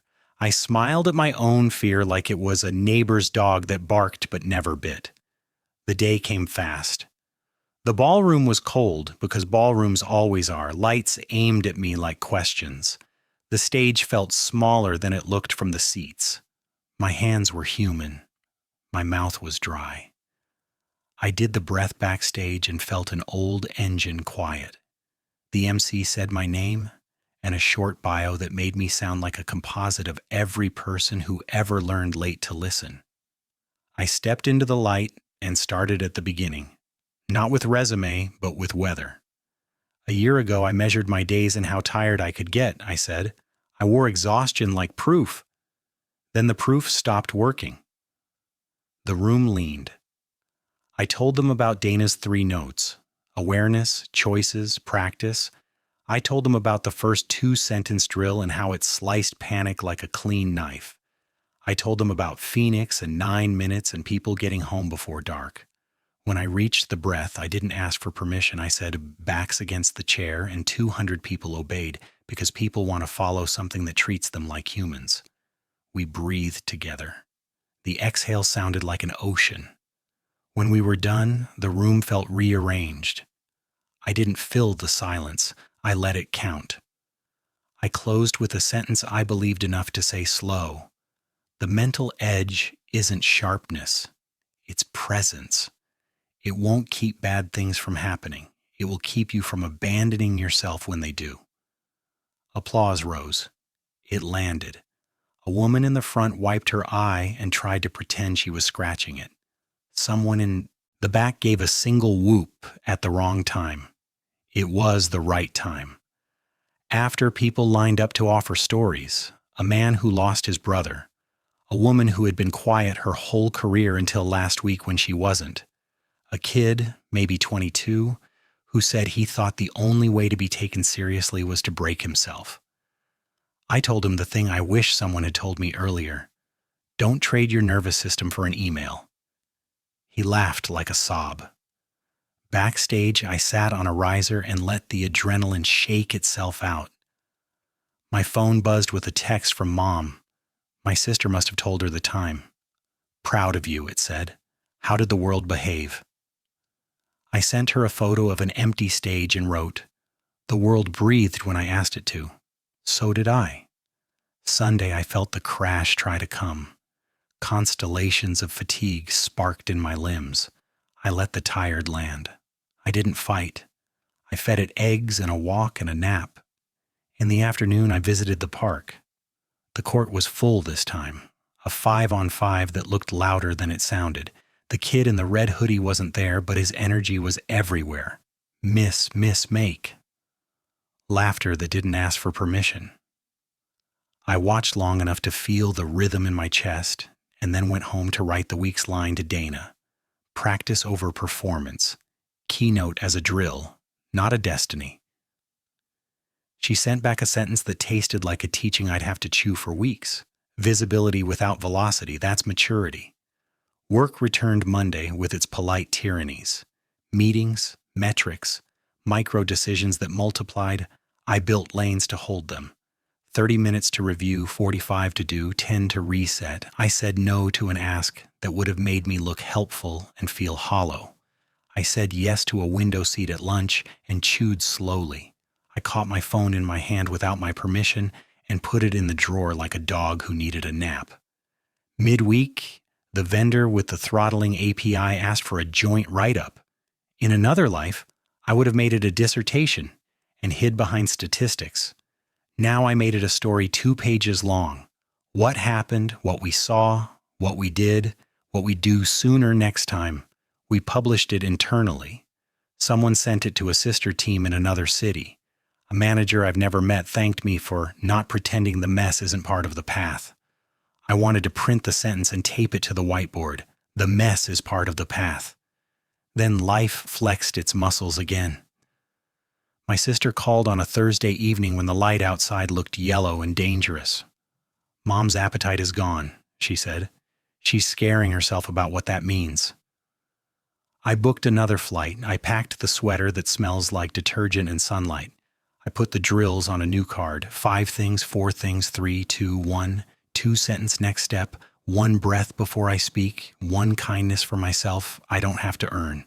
On the plane, I stared at the wing and ran my thumb along the edge of the seat, feeling the small groove where so many other hands had rested. The man next to me wore a suit that looked like it made promises. He kept glancing at his watch like time was an enemy he could outrun. I wanted to tell him time will behave better if you stop treating it like prey. I didn't. I did my own breathing and let his hurry drift away like a tide that wasn't mine. At the hospital, Mom looked like an outline of herself, but when she saw me, the outline filled with color I recognized. We didn't pretend.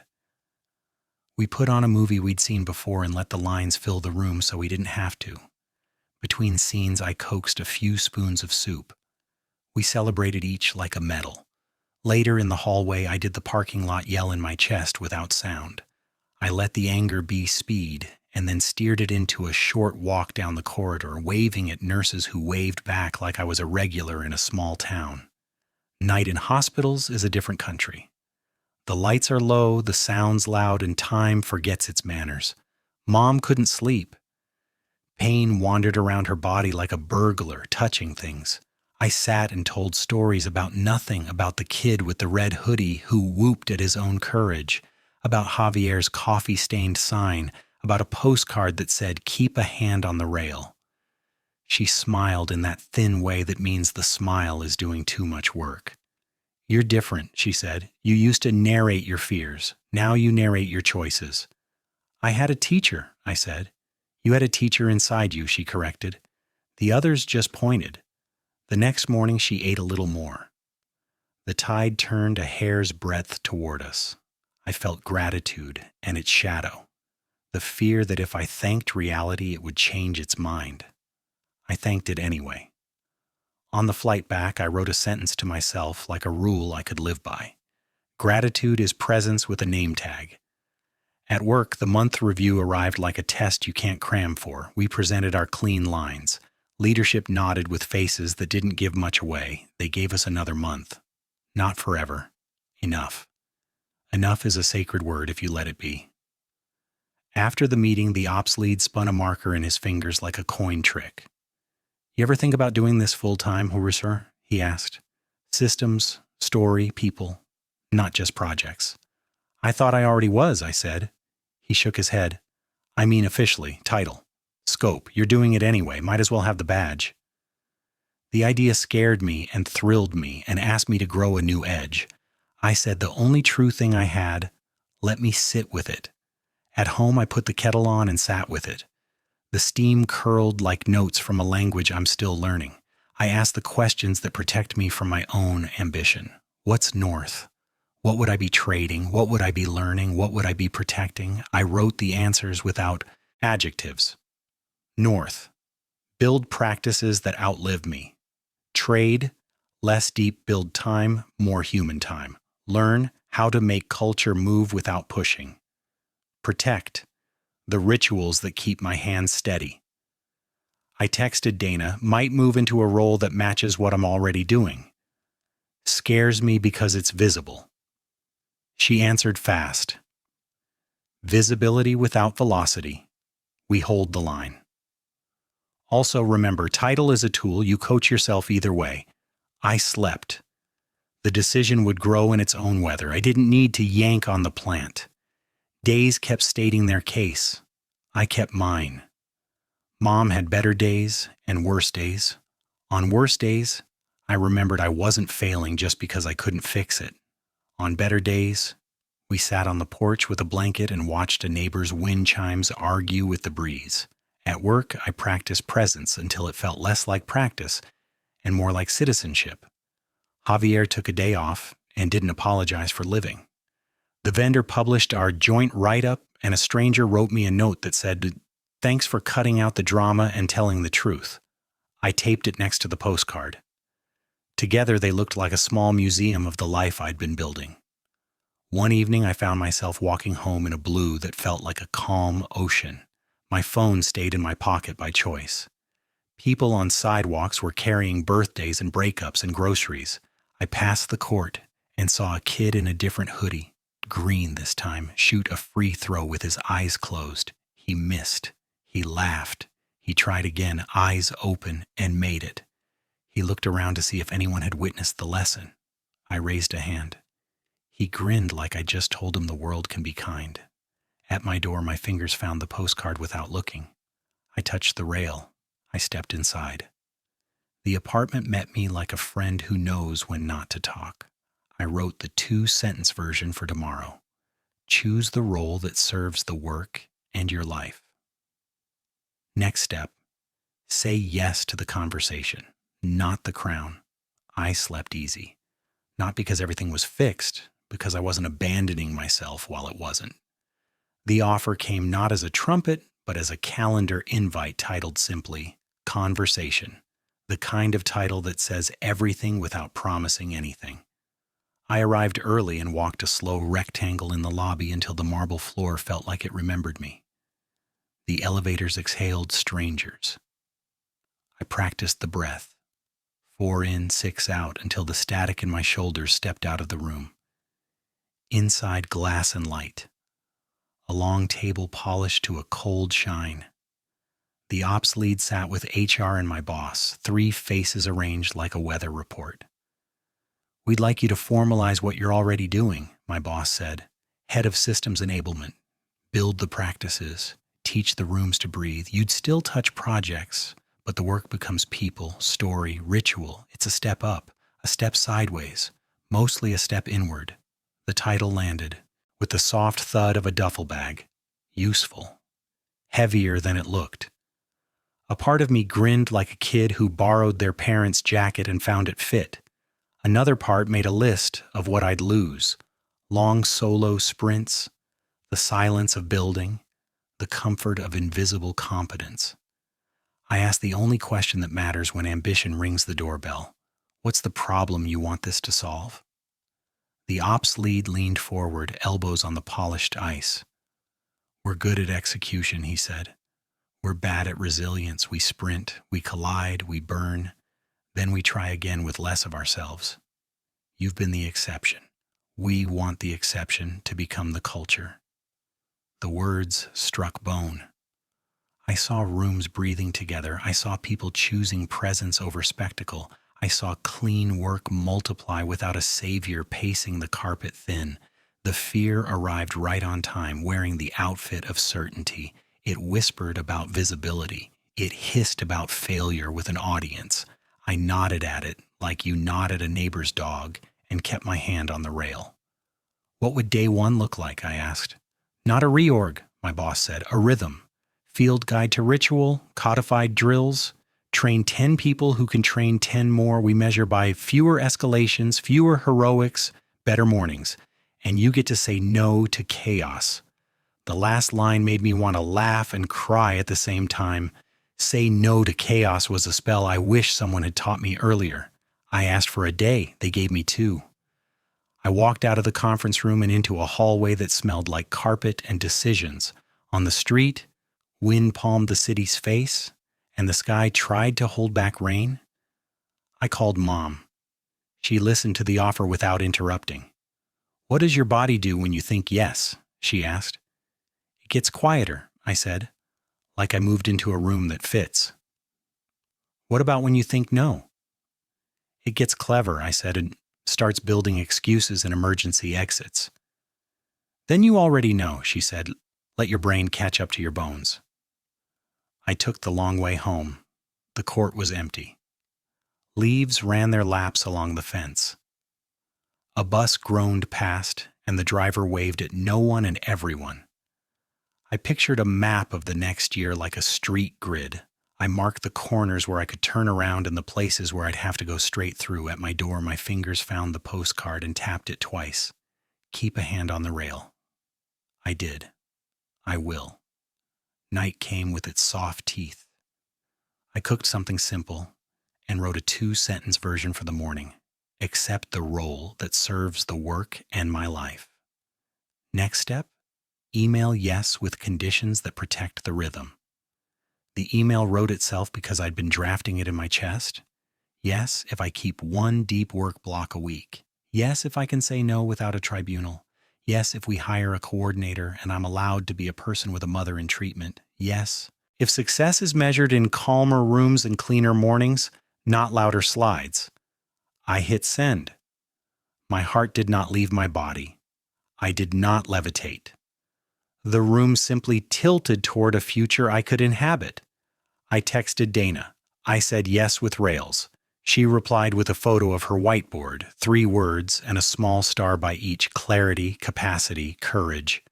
Underneath she'd written, "The culture is the accumulation of nervous systems we refuse to burn." The next week began like a drum. New title in the directory, new faces at my door. People arrived with weather in their eyes. Rumors had become rules. Budgets were lines that now cut instead of guiding. I took a yellow legal pad and wrote the plan that wasn't a plan so much as a covenant.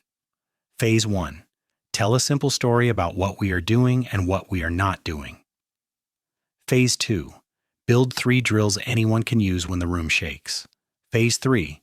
Train 10 trainers so I'm not the only exit out of the building. I gathered my 10, not the loudest, not the most decorated, the ones who watched before speaking, the ones who stayed after to fix chairs. We sat in a small room with a bad fern and fluorescent lights that hummed like anxious bees.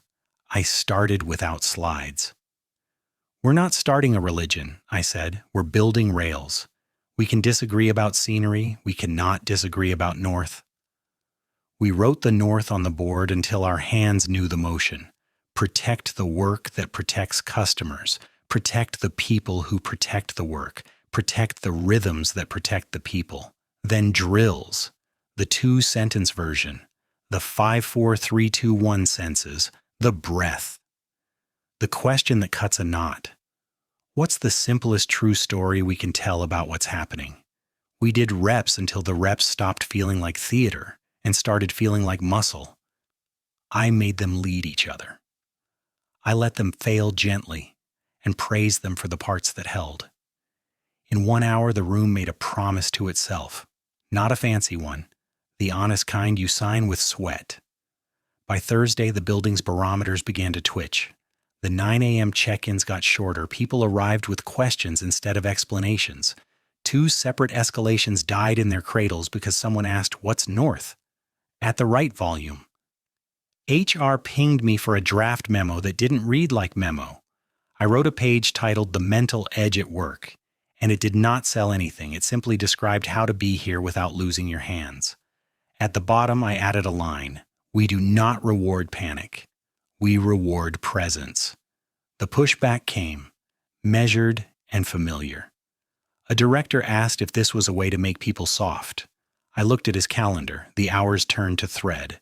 "What you call hard is brittle," I said. "We're trying to be flexible steel." He didn't nod. He didn't frown. He thought. That was enough. In the middle of the new work, life kept its own schedule. Mom's treatment numbers dipped, then climbed like a skyline. My sister and I divided the load along invisible chalk lines that only siblings know how to draw. On nights when the hospital swallowed hours whole, I didn't perform competence to soothe the guilt. I texted the trainers, "Save my seat. I'll be back when I'm a person again." They replied with check marks and one photo of a whiteboard that said, "What's north?" in someone else's handwriting. That mattered more than any applause could. At the end of the first month, we hosted a session in the large room with the bad acoustics. 50 people. The air had that expectant taste that turns dull if the leader tries to charm it. I didn't try. I walked them through a live drill. "Backs against the chair," I said. "You know the breath. 4 in, hold, 6 out. We're not doing yoga. We're doing nervous system first aid." Laughter loosened the corners of mouths. We breathed. I asked the room to name thieves, 1 word each. Email, slack, perfection, approval, fear. We wrote them down and then wrote counters next to each. The counters were not miracles, they were practical. Slack batching, physical checklist, a sign that says what's north, conversations that start with I feel and end with what do we need. After, a woman from finance stood with her coat half on, half off, as if she'd planned to escape early but forgot how. "I've been pretending panic is my pace," she said. "I thought if I slowed down, people would think I wasn't trying." "What would you call trying now?" I asked. "Showing up honest," she said. "Doing the work without the weather report." She put her coat on all the way and walked out lighter. That night on the balcony, I watched the city argue with itself in traffic and felt a strange calm that wasn't detachment. It was trust. Trust that the rails would hold if I held them, and that when I didn't, someone else could.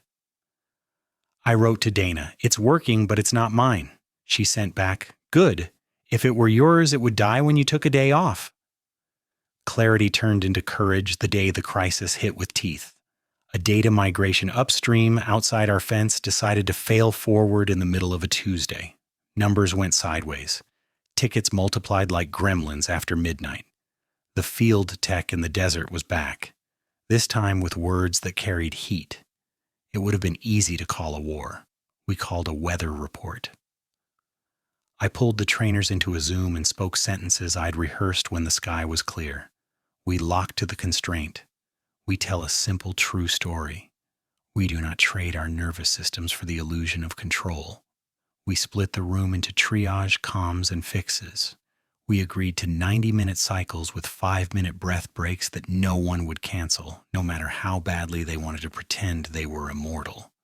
When someone's voice hopped a register, the person next to them used a hand signal we'd learned, a palm-down wave that means lower, breathe, land. Not a shush, a reminder. We shipped a status note to stakeholders that could be read in one subway stop. What's broken, what works, what we're doing, what we need. The VP forwarded it with the line, "Clear, calm, humane." We did not speed up. We steered. By evening, the upstream team fixed their error and our lights settled. The field tech wrote "thanks" without punctuation, which is how he says the best things. In the debrief, someone cried and wasn't embarrassed. Someone else admitted they'd almost gone hero mode and didn't. Someone else said they'd breathed in the bathroom and felt silly until they didn't. I walked home in a cold that felt honest. The court was empty. The rim held a single leaf like a coin caught in a ring. My phone buzzed with a voicemail from Mom because she still believes in voicemails like they hold more care than text. "Heard you had a day," she said. "Proud of the rails you built for strangers. Sleep. The world will spin without your permission." Sleep arrived like a good guest. I woke before dawn and watched the window move from black to gray to the bruised peach of a day that might misbehave. I made coffee and stood barefoot on the kitchen tile, which holds cold like truth. The decision I'd been pretending was far away arrived quiet and close. The role would change me, and that was the point. My job had become to be the calm in the building, and to teach the building how to produce its own calm without me, not as a savior, as an architect, as a person who knows where to put rails in a storm. I wrote the second phase plan in the language of a promise. We'd rotate trainers across teams so the practices didn't live in silos. We'd reframe retros as rituals, not autopsies. We'd change the Monday meeting openings from metrics to north checks. What matters this week? What will refuse on purpose? We'd introduce the 2-sentence rule for every escalated email. If you can't say it in 2 sentences, you don't understand it or you're writing for applause. Pushback came again, less sharp, more curious. A senior engineer asked if we were ignoring excellence in favor of ease. "Rituals are ramps," I said. "They don't lower the mountain, they make the climb human." He stared at the floor like it might answer. "I've been sprinting at cliffs," he said. "I call it ambition. It's really compulsion." He didn't thank me. He didn't have to. He wrote himself a new story in the space between us. At home, my door taught my hand the postcard's position. I touched the rail and felt the metal of the words. Keep, a, hand, on, the rail. The sentence had become not just advice, but identity. On nights when I wanted to fling the phone into the river, I put it in the drawer instead. On mornings when the news tried to turn me into a machine that eats stories and spits out dread, I carried the mug to the window and watched one square of light move across one wall. Presence is not dramatic. It is stubborn. A late call with my sister, the kind that starts with silence because neither of you wants to translate the day. Mom had lost more hair. A nurse had taped sunflowers to the IV pole like a joke that knows it's doing real work. We cried. We laughed. We decided which lies to tell each other tomorrow to keep the edges from cutting. Then we changed our minds and selected truths instead. "I'm scared," my sister said. "Me too," I said. "I'm here," we both said. And the words built a small bridge that didn't have to cross the whole river, just enough to stand on while the water moved underneath. Weeks stacked. The building learned how to exhale without being told. People asked better questions. The field guide turned into a one-pager in a dozen cubicles and a dozen kitchens. Javier took 2 days off to help his parents move and came back without pretending he'd been in contact the whole time. A woman from finance taped a sign to her monitor. "What's north?" And when someone rolled their eyes, she pointed at the sign and then at the numbers and didn't apologize. The culture changed one nervous system at a time, like lowering a collective fever. Then the weather turned mean. The second review hit with more red ink than grace. Budgets shrank again, and a list of roles slid across my desk like a verdict written in pencil. I would be safe, for now. 2 people on my trainer list were not. I felt heat rise behind my face like an argument with God. I wanted to knock on doors. I wanted to turn tables. Instead, I walked to a small room with ugly carpet and did the breath until the animal in my chest sat. I wrote 2 sentences I hated for their clarity. 2 trainers will be cut. Next step? Fight for redeployment with a simple, true story and then stand with them if the answer is no. I made the case without theatrics. I tied their names to outcomes that mattered. I used the language of rooms, not wounds. One was spared, one wasn't. I told the truth to the one who wasn't and did not supply false hope like anesthesia. We sat. We swore into the carpet. We laughed at a joke so bad it broke something clean. I told them, "Your craft is bigger than this org chart." They nodded like a person who knows their house is on wheels. We hugged. We did not make this noble. We made it human. At home, the apartment felt too quiet, like I could hear the building's heart. I put water on the stove and called Mom even though the hour was wrong. She picked up, voice small and awake. I told her the story without adjectives. She listened as if the listening itself had weight. "You did the right thing," she said, which is not the same as the easy thing, or the perfect thing, or the painless thing, the right thing. I held the phone to my cheek and let the warmth travel.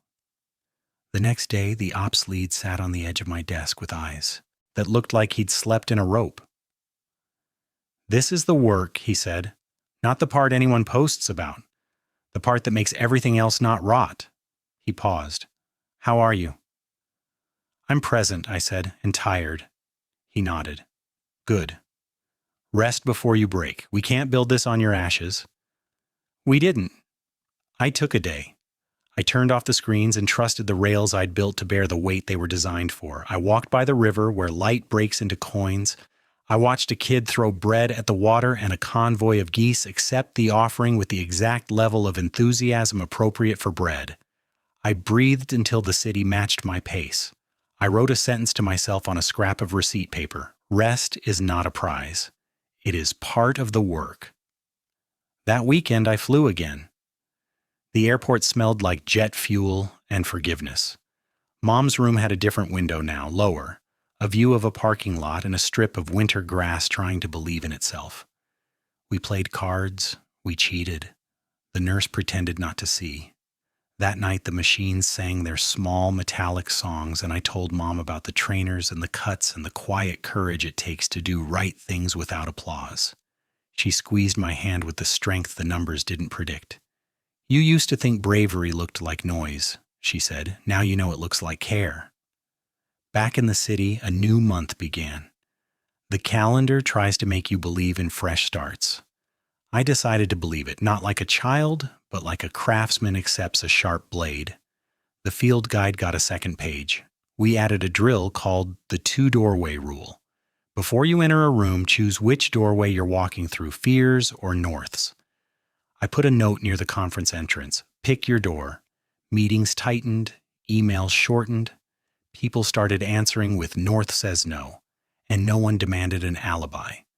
The kid in the red hoodie returned like a comet. It was late afternoon, gray sky leaking light, and he was at the free throw line running a private ritual. Bounce, spin, set, breath, shoot. Miss, make!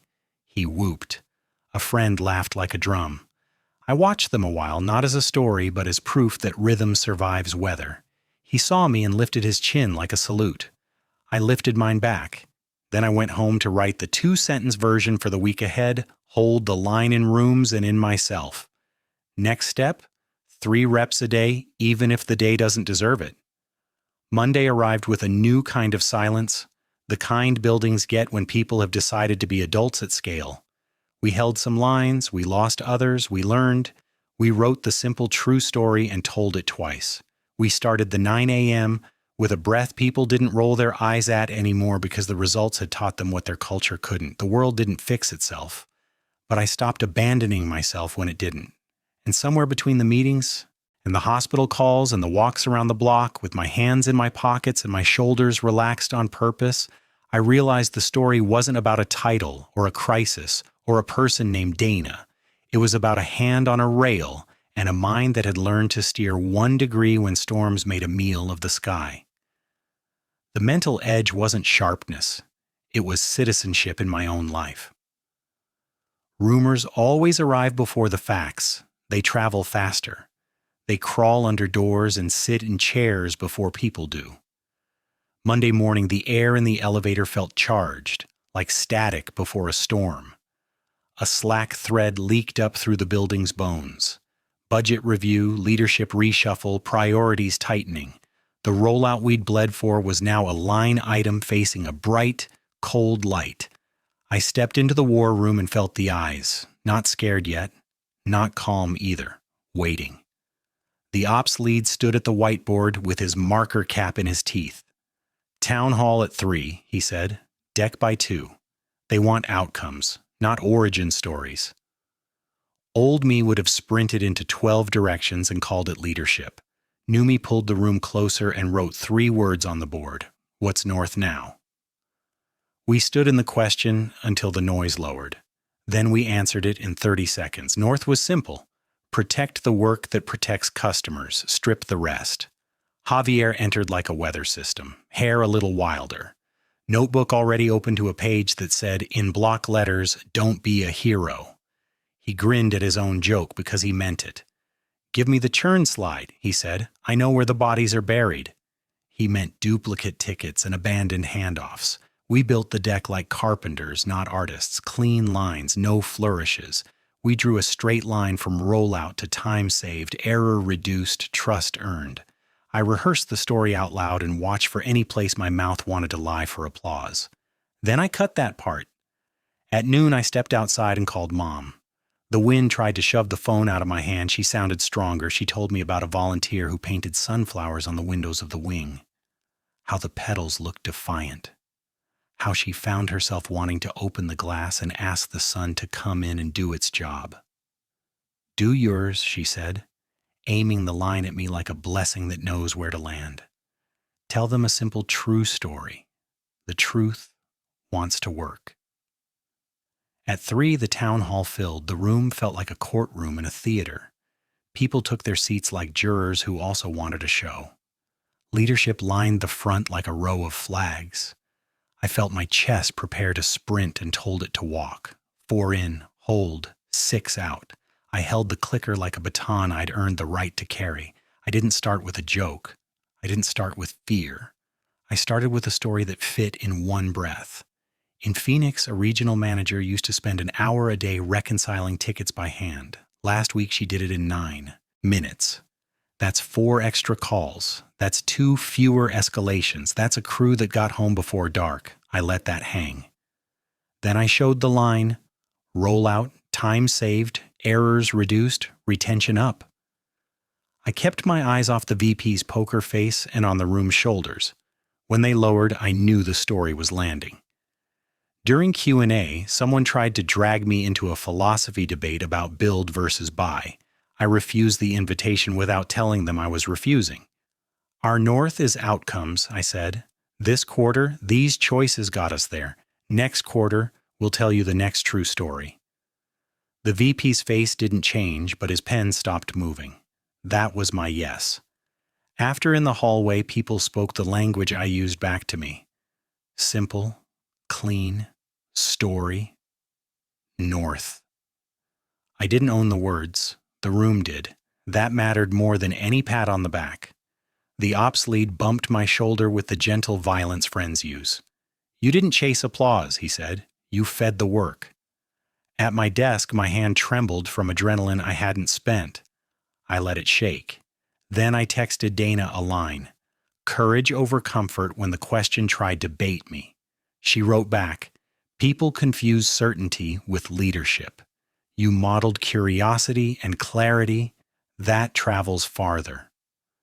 The reshuffle news landed the next morning. Cuts would skip our team for now with a second review in a month. Relief arrived like a tide that didn't ask permission. It pulled back fast. I had a month to make the story so obvious even fear couldn't argue. At home, I hung the postcard. Keep a hand on the rail. Near the door where my keys lived. I'd started touching it in and out, a superstition that felt less super and more system every day. That night, I slept like someone had untied a knot. Morning found me early and quiet. The city breathed. I breathed with it. By midweek, a different test walked in wearing my badge. Mentorship's mirror turned bright. Javier pinged me at 9:04. I backslid, hero mode, blew a handoff. Can we reset? We found a quiet corner. He looked wrecked, not by the error, but by the old story roaring back.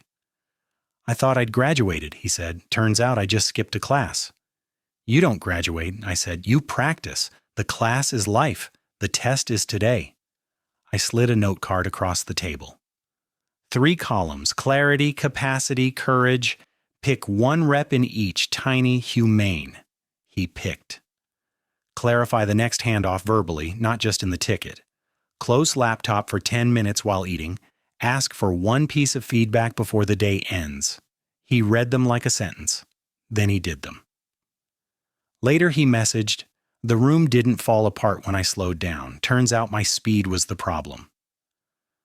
I thumbed back a truth that felt like a thank you to my own past self.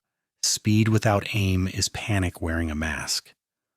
On Friday, I got an email that made my stomach do that elevator drop. The keynote for the Regional Summit had lost its speaker. Could I cover? 15 minutes. Audience of 200. Theme: the mental edge at work. My name was apparently on a short list no one had consulted me about. I had 2 options: hide behind the comfort of execution or step onto the small, bright square where I would need to tell the truth in front of strangers. I said yes. I said it out loud in my apartment like I was making a promise to the part of me that still wanted to be invisible.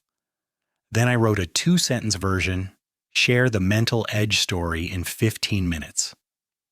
Next step: build 3 beats and 1 breath. Saturday morning, the city wore a softer face.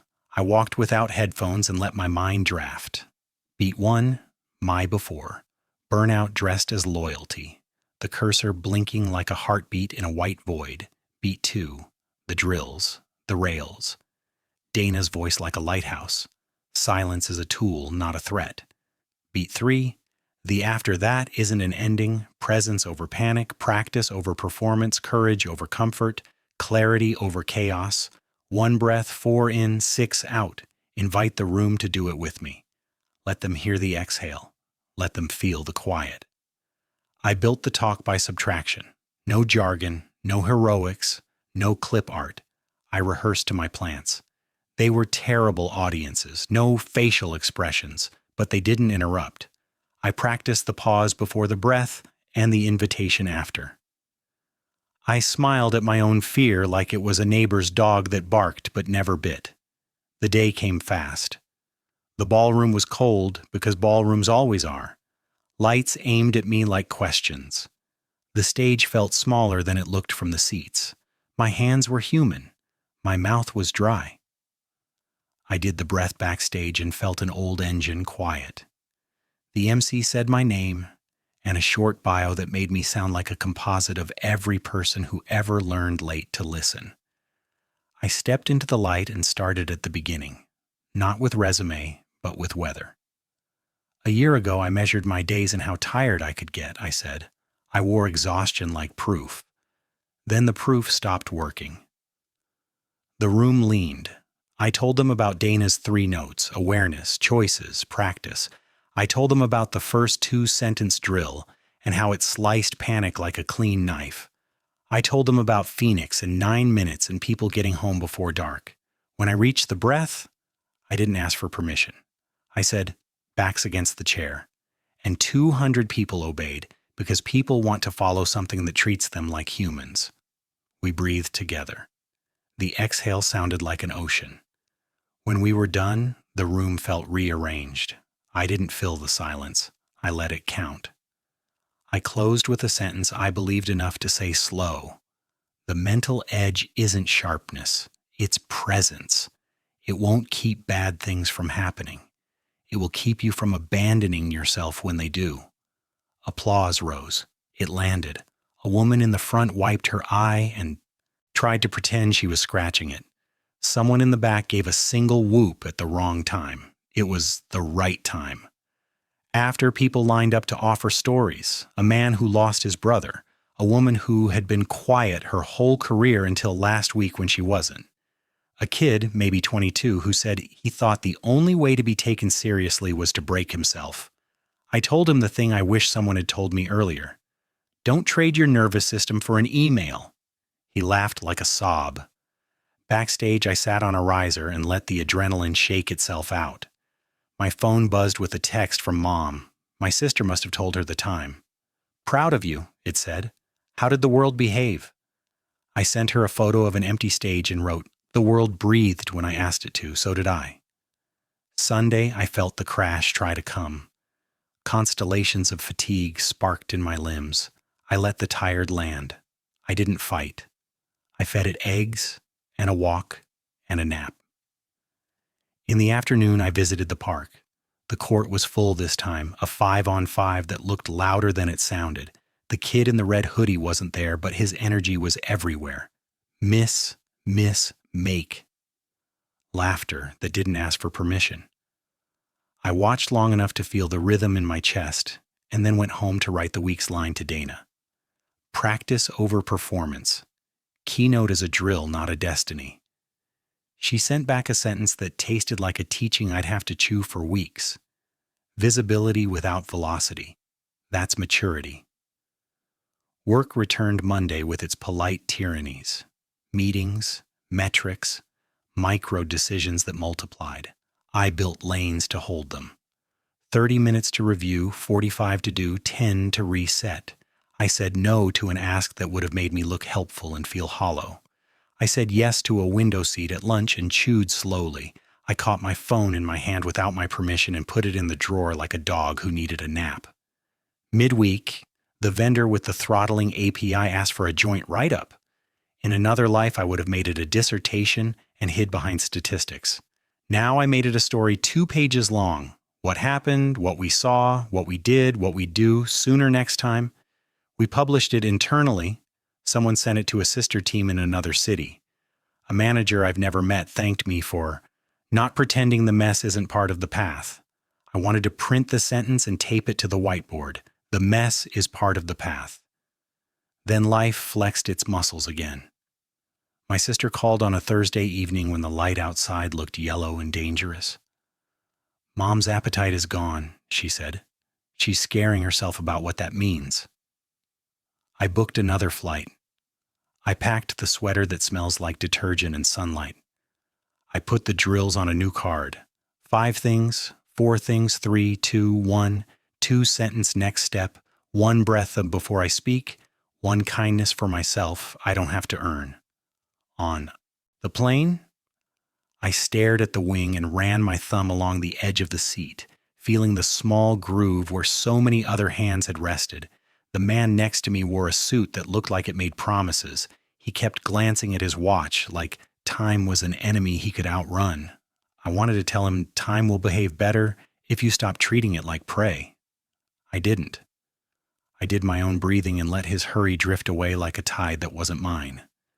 At the hospital, Mom looked like an outline of herself, but when she saw me, the outline filled with color I recognized. We didn't pretend. We put on a movie we'd seen before and let the lines fill the room so we didn't have to. Between scenes, I coaxed a few spoons of soup. We celebrated each like a medal. Later in the hallway, I did the parking lot yell in my chest without sound. I let the anger be speed, and then steered it into a short walk down the corridor, waving at nurses who waved back like I was a regular in a small town. Night in hospitals is a different country. The lights are low, the sound's loud, and time forgets its manners. Mom couldn't sleep. Pain wandered around her body like a burglar, touching things. I sat and told stories about nothing, about the kid with the red hoodie who whooped at his own courage, about Javier's coffee-stained sign, about a postcard that said, "Keep a hand on the rail." She smiled in that thin way that means the smile is doing too much work. "You're different," she said. "You used to narrate your fears. Now you narrate your choices." "I had a teacher," I said. "You had a teacher inside you," she corrected. "The others just pointed." The next morning she ate a little more. The tide turned a hair's breadth toward us. I felt gratitude and its shadow, the fear that if I thanked reality it would change its mind. I thanked it anyway. On the flight back, I wrote a sentence to myself like a rule I could live by. Gratitude is presence with a name tag. At work, the month review arrived like a test you can't cram for. We presented our clean lines. Leadership nodded with faces that didn't give much away. They gave us another month. Not forever. Enough. Enough is a sacred word if you let it be. After the meeting, the ops lead spun a marker in his fingers like a coin trick. "You ever think about doing this full time?" he asked. "Systems, story, people, not just projects." "I thought I already was," I said. He shook his head. "I mean officially. Title, scope. You're doing it anyway. Might as well have the badge." The idea scared me and thrilled me and asked me to grow a new edge. I said the only true thing I had. Let me sit with it.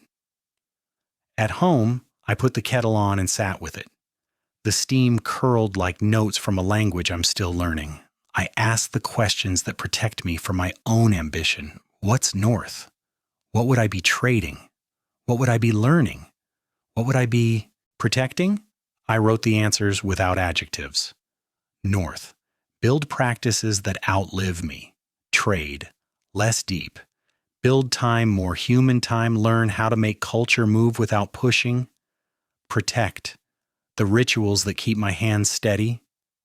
I texted Dana. Might move into a role that matches what I'm already doing. Scares me because it's visible. She answered fast. Visibility without velocity. We hold the line. Also remember, title is a tool. You coach yourself either way. I slept. The decision would grow in its own weather. I didn't need to yank on the plant. Days kept stating their case. I kept mine. Mom had better days and worse days. On worse days, I remembered I wasn't failing just because I couldn't fix it. On better days, we sat on the porch with a blanket and watched a neighbor's wind chimes argue with the breeze. At work, I practiced presence until it felt less like practice and more like citizenship. Javier took a day off and didn't apologize for living. The vendor published our joint write-up, and a stranger wrote me a note that said, "Thanks for cutting out the drama and telling the truth." I taped it next to the postcard. Together, they looked like a small museum of the life I'd been building. One evening, I found myself walking home in a blue that felt like a calm ocean. My phone stayed in my pocket by choice. People on sidewalks were carrying birthdays and breakups and groceries. I passed the court and saw a kid in a different hoodie, green this time. shoot a free throw with his eyes closed. He missed. He laughed. He tried again, eyes open, and made it. He looked around to see if anyone had witnessed the lesson. I raised a hand. He grinned like I'd just told him the world can be kind. At my door, my fingers found the postcard without looking. I touched the rail. I stepped inside. The apartment met me like a friend who knows when not to talk. I wrote the 2-sentence version for tomorrow. Choose the role that serves the work and your life. Next step, say yes to the conversation, not the crown. I slept easy. Not because everything was fixed, because I wasn't abandoning myself while it wasn't SAS.